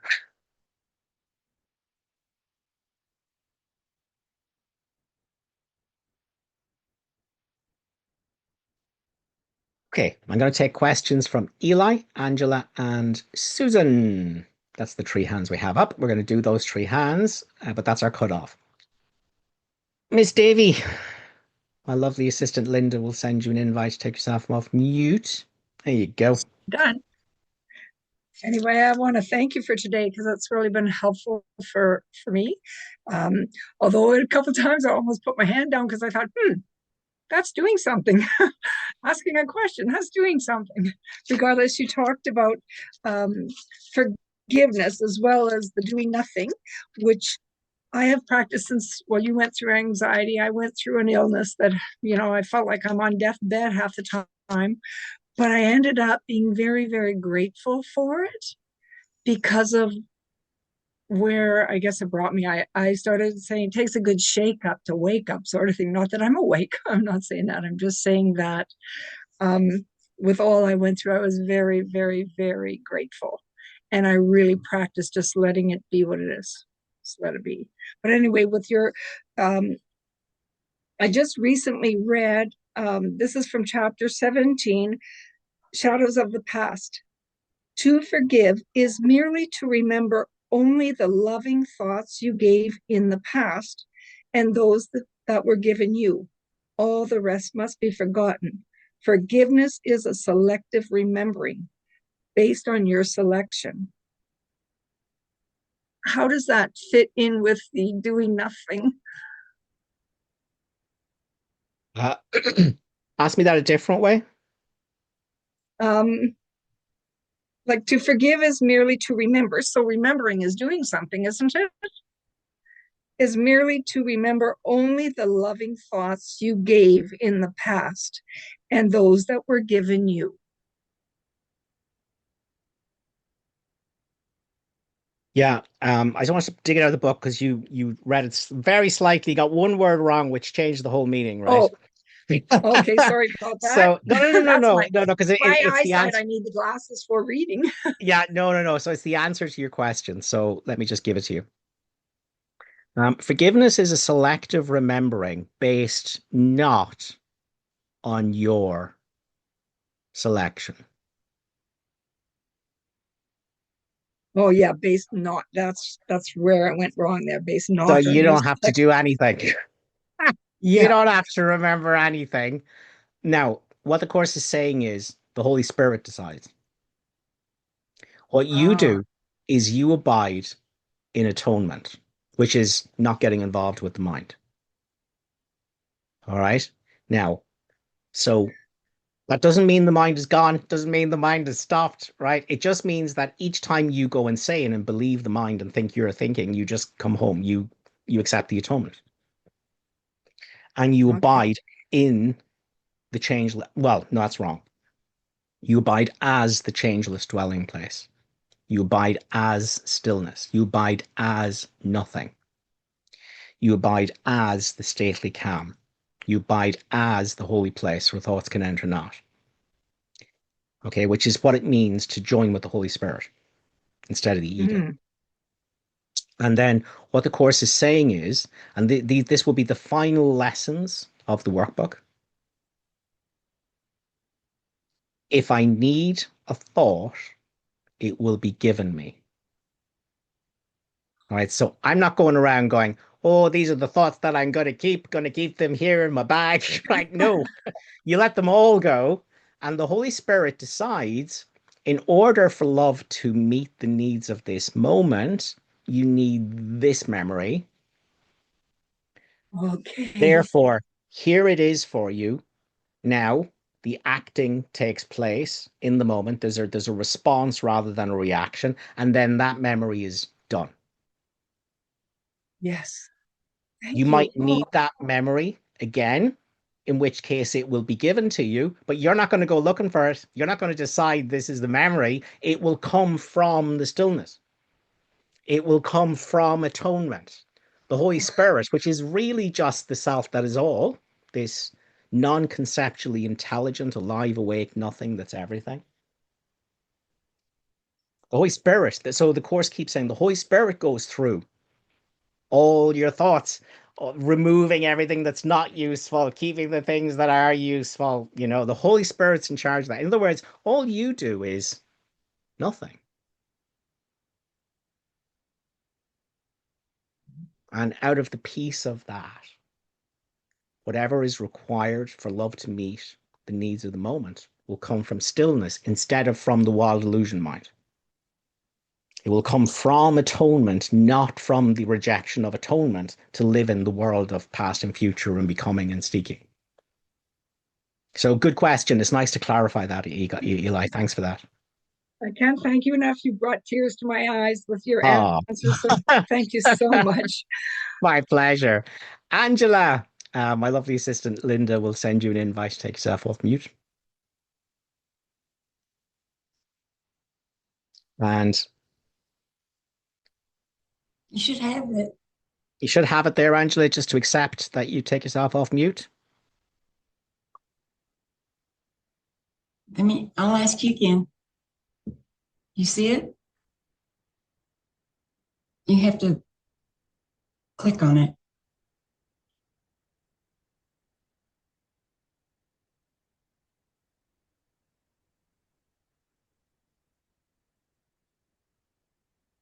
Do you see where it says unmute? So it should say unmute. There you go, Angela. You got it. Yes. Well, thank you. It's been a while since I shared, Keith. Um, I'm just grateful to be present here. I hope you can hear me because I feel like I'm freezing up here and No, there. it's all So good. It's all good, Angela. You go thank ahead. you. Um, I don't really have a question, but I wanted to share this because it so resonated with everything that you shared and said today. And I'm going to try to make this experience as short as I could. Please, Um, thanks. okay, so my mother passed away a year ago. There was three of us siblings who took care of her, and there was a lot of turmoil throughout that care for my mom. There was a lot of emotion, and being that I'm an older sister, we always feel like you have to fix it or do this or do that. Anyways, I decided to have dinners with my siblings, and felt that slight anxiety about us getting together and not knowing what that would really look like. But I do want to say that it was when you spoke about I need do nothing, that really did come to the table last night. Well, actually, it was last night when that took place, um, because there were triggers. Because there's comparison or judgment or whatever, and there's some financial issues. But as that dinner went on, fortune cookie came around, and I opened it, and there was no fortune in it. And in that moment, I knew there's no future here. There's nothing for me to um, fix, to do, and it's just so appropriate to what you were just talking about. And that really, Beautiful. at that moment, I really felt the Holy Spirit Yeah. there with me. And then as the night went on a bit, they wanted to give me another fortune cookie because they said, "Oh, you didn't get one." And I took the cookie, I opened it up, and it said, "Appreciate those that care for you." So I just wanted to share that I felt like it was a miracle last night. There was snarky remarks, and I really felt the atonement was with me. And so thank you so much, Pete, because it's, thank you so much. Oh, beautiful. Thank you, Angela. Let's hear what the Course in Miracles says about that. This is chapter 9, section 3, paragraph 6. You cannot correct yourself. See, it's an illusion. The self that's trying to correct itself is an illusion. It's just a play of thoughts. It's just the thought world.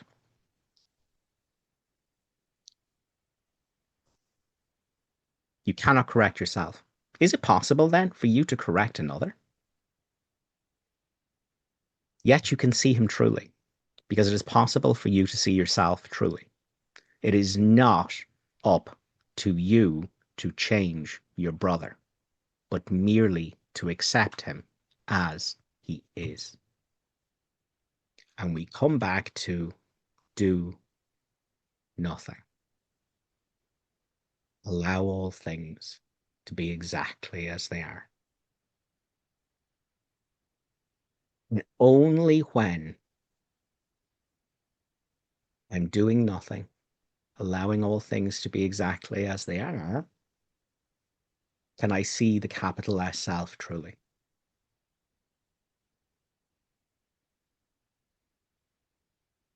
No fortune cookie. No story. No past, no future. Just this alive nothing that can't think about itself. It can't judge. That can't oppose. That can only accept. That isn't capable of anything other than perfect surrendered acceptance. Total forgiveness. Incapable of anything but that. The only way to know this self is to disidentify from the mind, the wild illusion. And the only way to do that is to stop fixing. So the desire to fix my brother is the unhealed healer. The prayer that my brother be fixed is the unhealed healer. It is an ego praying for an ego, which is a double attack. First of all, I have attacked the alive, awake, nothing that's everything, the self that's all, to identify as a thought-made character based on rejection of the atonement.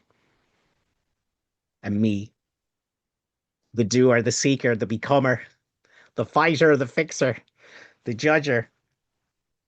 I've attacked myself to be this lacking, needing, wanting, becoming, seeking thing, this story. And now I attack my brother, who is already the alive, awake, nothing, which is everything. I attack him to see him as an ego. And now I start praying for this poor, unfortunate ego. which exists nowhere but in my own imagination.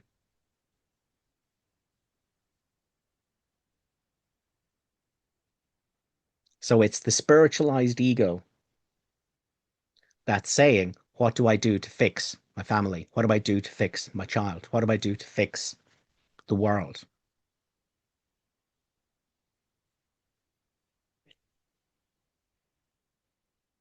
It's not up to you to fix your brother. It's not up to you to change your brother, but merely to accept him as he is.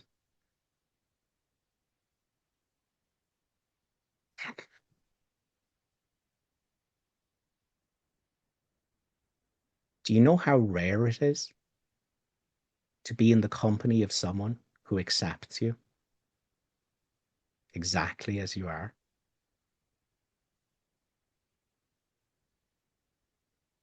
Who doesn't want to fix you? Who has no investment in you being something other than you are?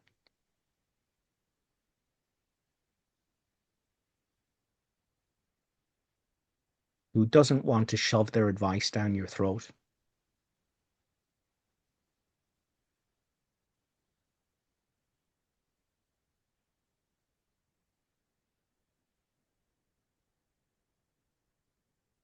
This is what it means to rest in God. And because you rest in God, you call others to their rest. Because it transmits this acceptance, this peace of doing nothing, letting all things be exactly as they are, forgiveness.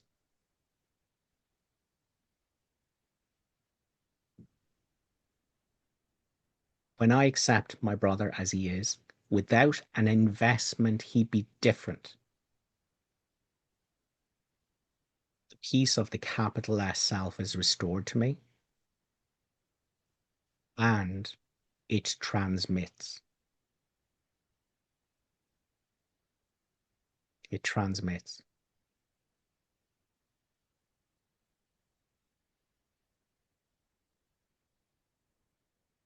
That's the healed healer. The sole responsibility of the miracle worker is to accept the atonement for himself. Total escape from the past, total lack of interest in the future. If I accept the atonement for myself, I cannot want you different in the future. I cannot want anything for you other than what is here in this moment.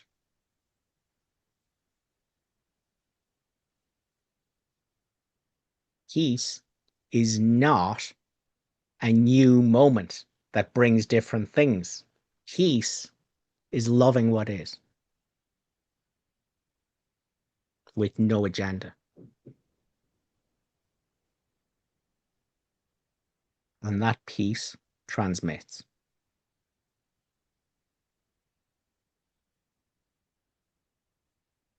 Everyone gets a little bit pulled out of the thought world, out of the crazy misidentification with thoughts. Something starts to shine in their dream, in their mind. Something non-conceptual, something totally impersonal.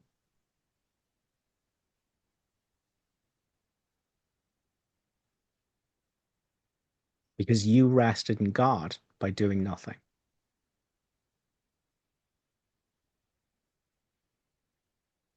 Because you had no agenda. Because you weren't fixing. You weren't trying to change your brother, which will be to attack your brother. Because you weren't trying to fix anything or change anything. Because you weren't judging anything or pushing anything away. You rest in God instead of thoughts. And because you've done that, that transmits.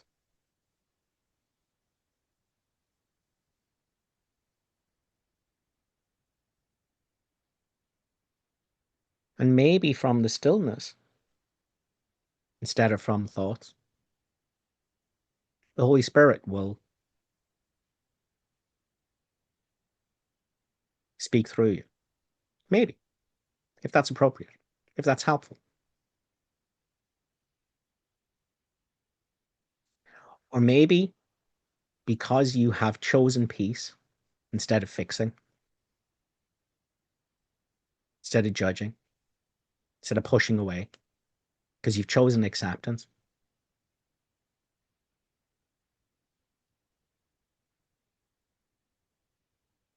And because peace is here, and peace transmits, then it could be that your brother gets a thought from the Holy Spirit, which you may know about or never know about. But it doesn't matter because you've no investment.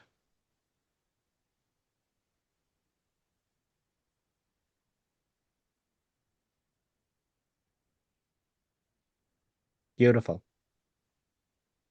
Do nothing. Just stop judging. Stop fixing. Stop pushing and pulling and wanting, and just accept the world and your brother exactly as it is. In all its horror and glory, just let all things be exactly as they are. And you rest in God. And then thoughts will present themselves to no one. And those thoughts will lead to actions, to decisions that no one's deciding, to actions that no one's acting out. Beautiful. Thank you, Angela. Yeah, thank you. Congratulations on no destiny. Mhm. Awareness has no destiny. Awareness has no destiny. The body has. And the mind, en route to being cleared, factory reset, it has a destiny, which is that it has to look at all the things that it's repressed. All the emotions that are unresolved has to come up, which is a healing crisis. But awareness has no destiny. You, awareness, have no destiny.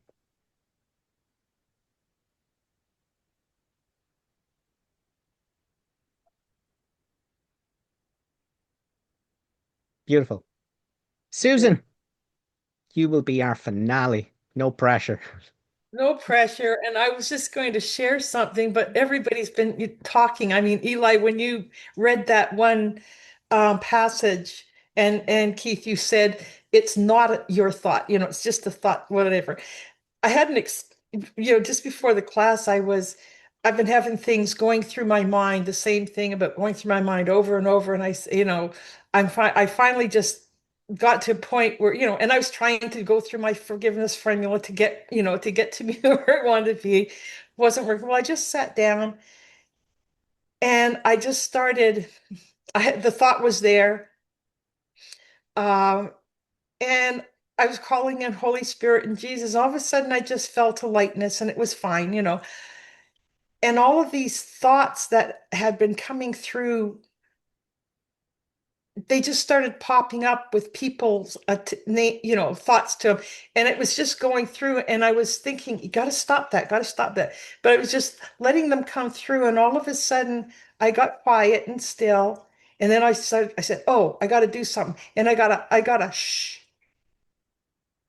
And so I just relaxed, and then something else started to pop into my mind. But it was a judgment. It wasn't just the thought, it was judgment. And I just shh. And so when I got onto the and I just felt a peace. Everything just stopped just at that moment. I just felt nothing. I don't know what I felt something, but I can't say what it was. It was just nothing. Good. I'd be more worried if you could say. Okay. Thanks, Susan. That's so perfect. So what you're saying is, go ahead. Oh, There's more. when I came on, I don't know what time. I thought I was coming on at the right time for the for the Zoom meeting, and I came in right in the middle, and all of a sudden you're talking about the things that I was just experiencing about, if the thoughts come, stop. And I thought that was my shh. And you said, Yes. And I was, oh my gosh, oh my gosh. But then I realized when Eli went, or when you just made the correction for Eli, when it says not your thoughts, I thought before, I think they were just flowing. And my examples are, I don't know where it was, but the examples that of the people that I had seen them in, and realizing that I was seeing them, I had nothing to do with them, it was me. And then I paused, and that's when the silence came, and it was nice. And then I started to think, and that was a don't, because that was my thought coming through. It was not a non-thought. It wasn't. Anyway, it's been a good Yeah. morning and a Yeah. great Zoom meeting. Susan, Susan, that shh is what the Course calls the still small voice for God. Thank you. Thank you. Yeah. Because all it ever says is, shh, Yeah. I'll get this. All it says is, Yeah. shh, I'll get Yeah. this. And of course, with the lessons, saying that I am essential to God's plan for salvation. And it's just it's not I, it's we. When I do things for one, or when I do things that are going through me, and I can let it go, and all of a sudden it's just gone. That's what it's talking about, is, and the sharing with other people. It's there available for the we's, for everybody. Yeah. So I don't. this essential to God's plan is forgiveness. Yeah. God's plan is doing nothing. God's plan is the end of judging and fixing and holy egoing and seeking to change the world.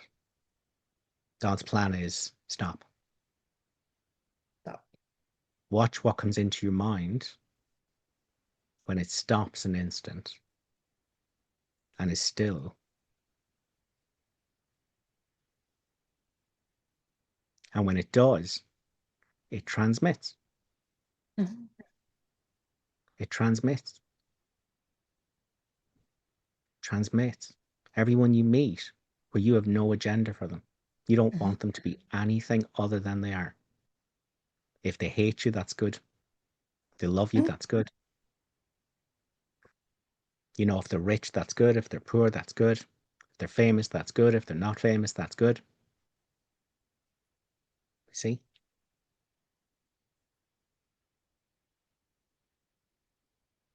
What can frighten me when I let everyone be exactly as they are without thinking I know how to fix them.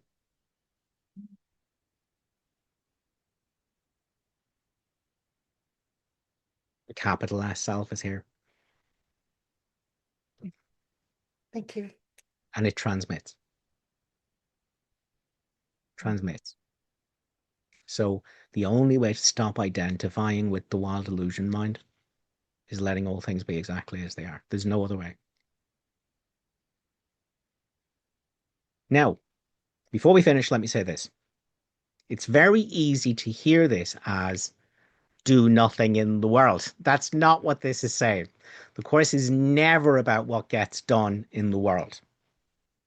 All right, the Course is about what you're doing with your mind. Are you in a state of opposition and seeking and becoming?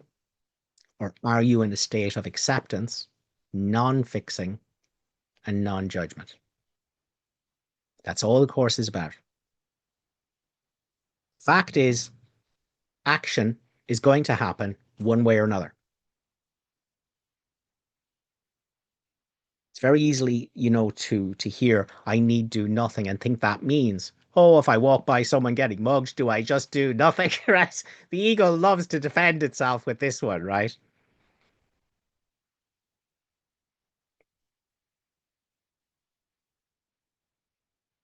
There is no doer. There is no thinker. There is no doer. There is no decider. So, as deep as what we've talked about today with I need do nothing to know what I am, what it reveals is that what you are as the self, isn't the doer.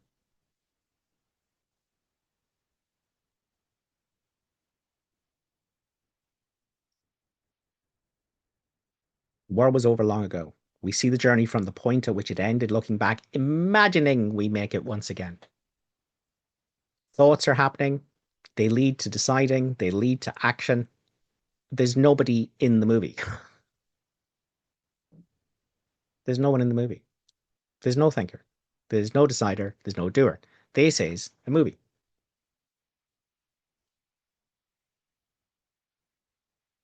What you are isn't the doer.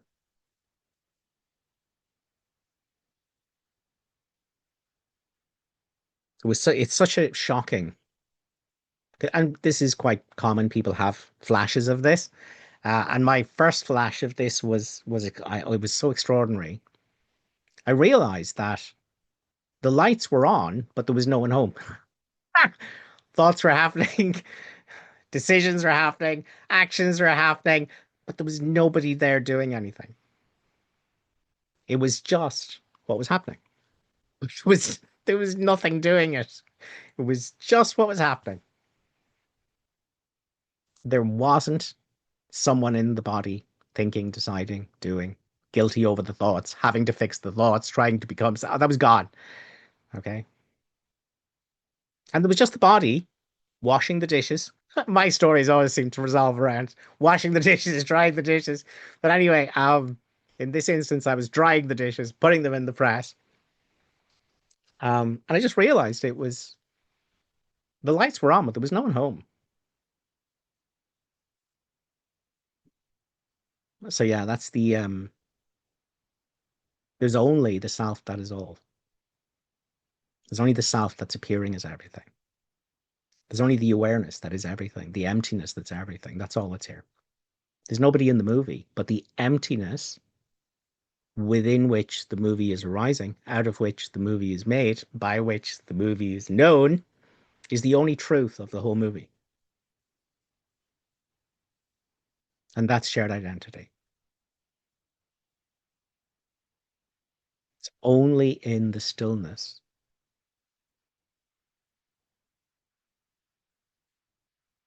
that oneness can be known. It's the mind that's dissecting everything. It's the mind that's making up the me and making up the you and making up the here and the there and the past and the future and the problems and the solutions and the fixing. It's the mind that's doing that. But when the mind is seen through for the illusion it is,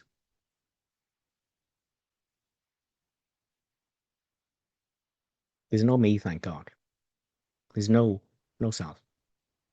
The true self, the capital S self, is no self.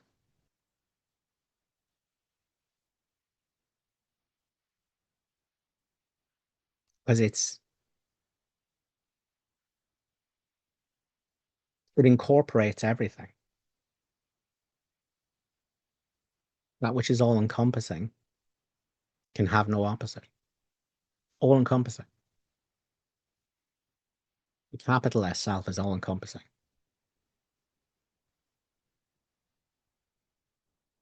So the idea of a self is redundant because self is like, well, I'm this self and you're that self. But when there's only the all,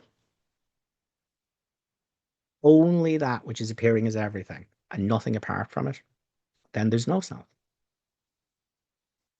No me, no you, just shared identity.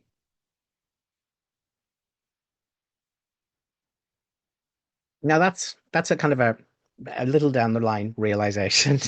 When we're in the thought world believing in time.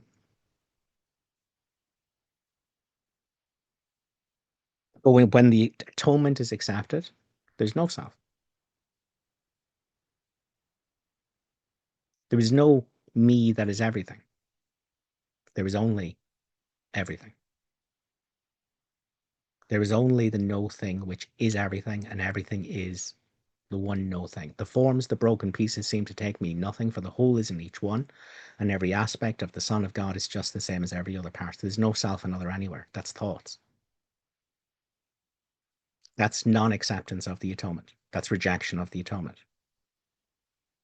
When the atonement is accepted, there is no self and other. There can't be. That requires stories, concepts.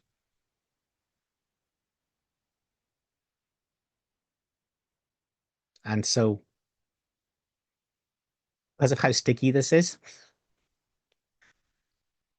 we have what the Course calls the miracle. It's a course in miracles. Not the miracle, not a miracle. It's a course in miracles.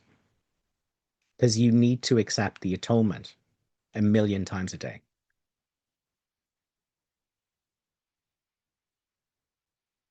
Until it's just 500,000.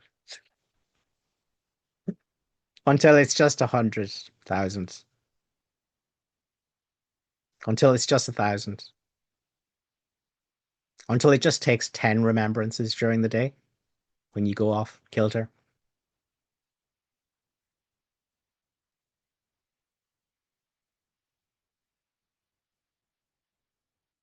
Until you don't leave home anymore to identify with the wild illusion mind.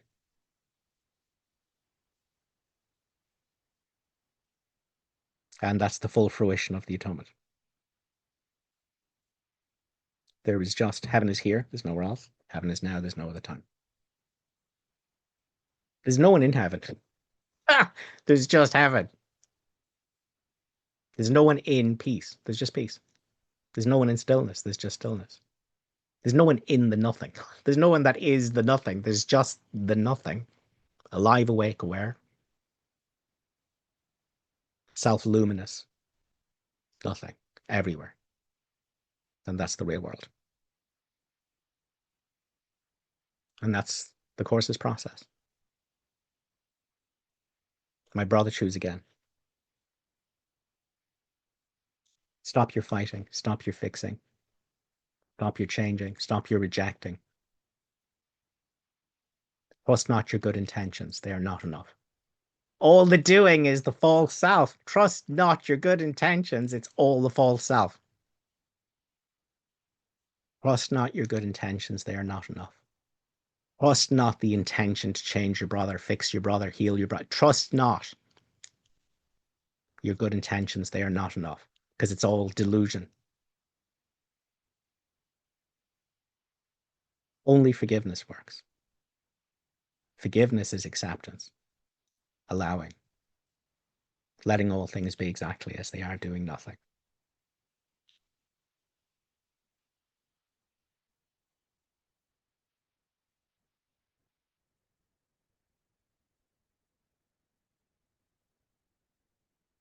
And it could be then that a thought comes out of the nothing, which is a way to be helpful.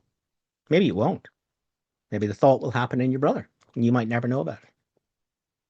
But you're not attached. You're not trying to turn something into something else. That's the delusion. It's the trap. It's the whole ego. The unhealed healer.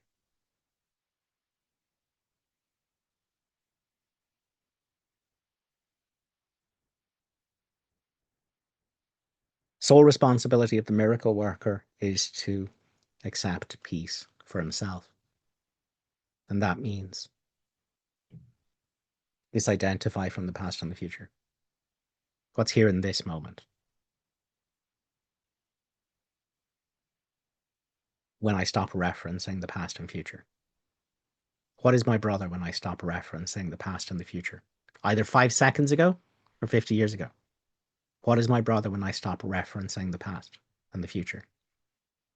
What am I when I stop referencing the past and the future? And is it not one? Is it not the same?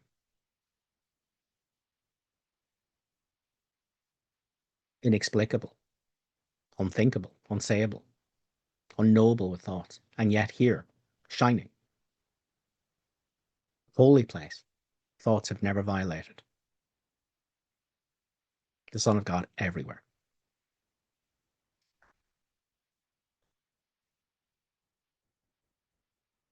In the holy instant, no one is special, which means no one is special, nobody is different, nobody is different than anyone else. There's no good ones or bad ones or right ones. No one's especially good or especially bad. The holy instant, no one is special. Because your personal needs, this is the doer, the fixer, the judger, your personal needs intrude on no one to make your brothers seem different.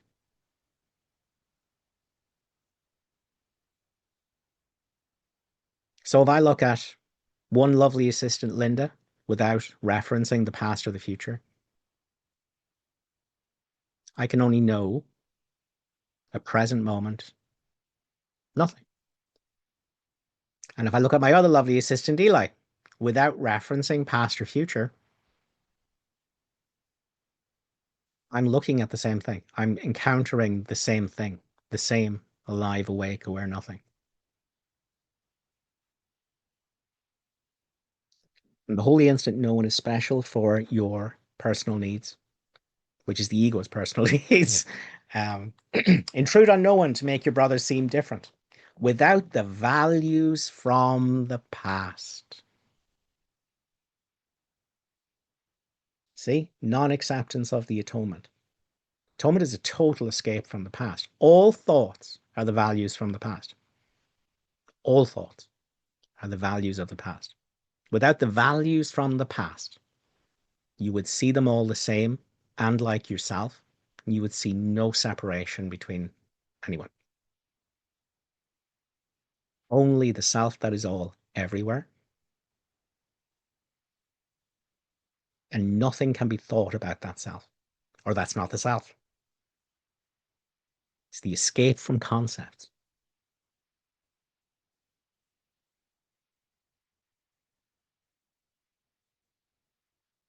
It's the escape from concepts.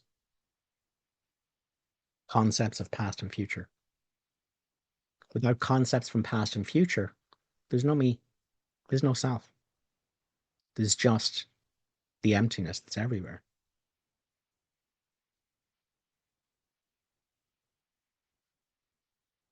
Which is the real world. So that's a brief hint, an intro into next week's meeting where we shall deal with there are no others. Guys, thanks so much for your attention this week. We will catch up in the Facebook group during the week. We will do it all again next week. So whatever happens for the rest of your day, resist nothing, fight nothing, accept everything. Sadness, the happiness, the excitement, the anxiety, the depression, the elation. Welcome, welcome, welcome. Nothing to do. Just allow. Just allow. Just stop judging. If sadness is here, that's what's here. If an ego attack is here, that's what's here. The minute peace is here through non-resistance of non-peace, the non-peace starts to get absorbed into the peace.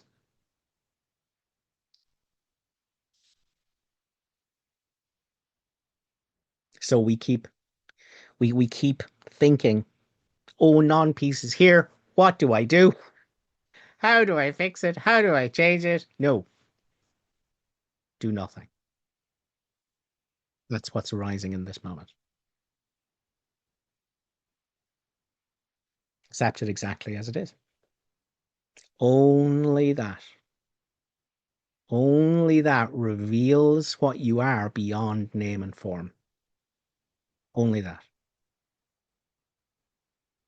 And it transmits. All right, guys. Thank you. Bye-bye.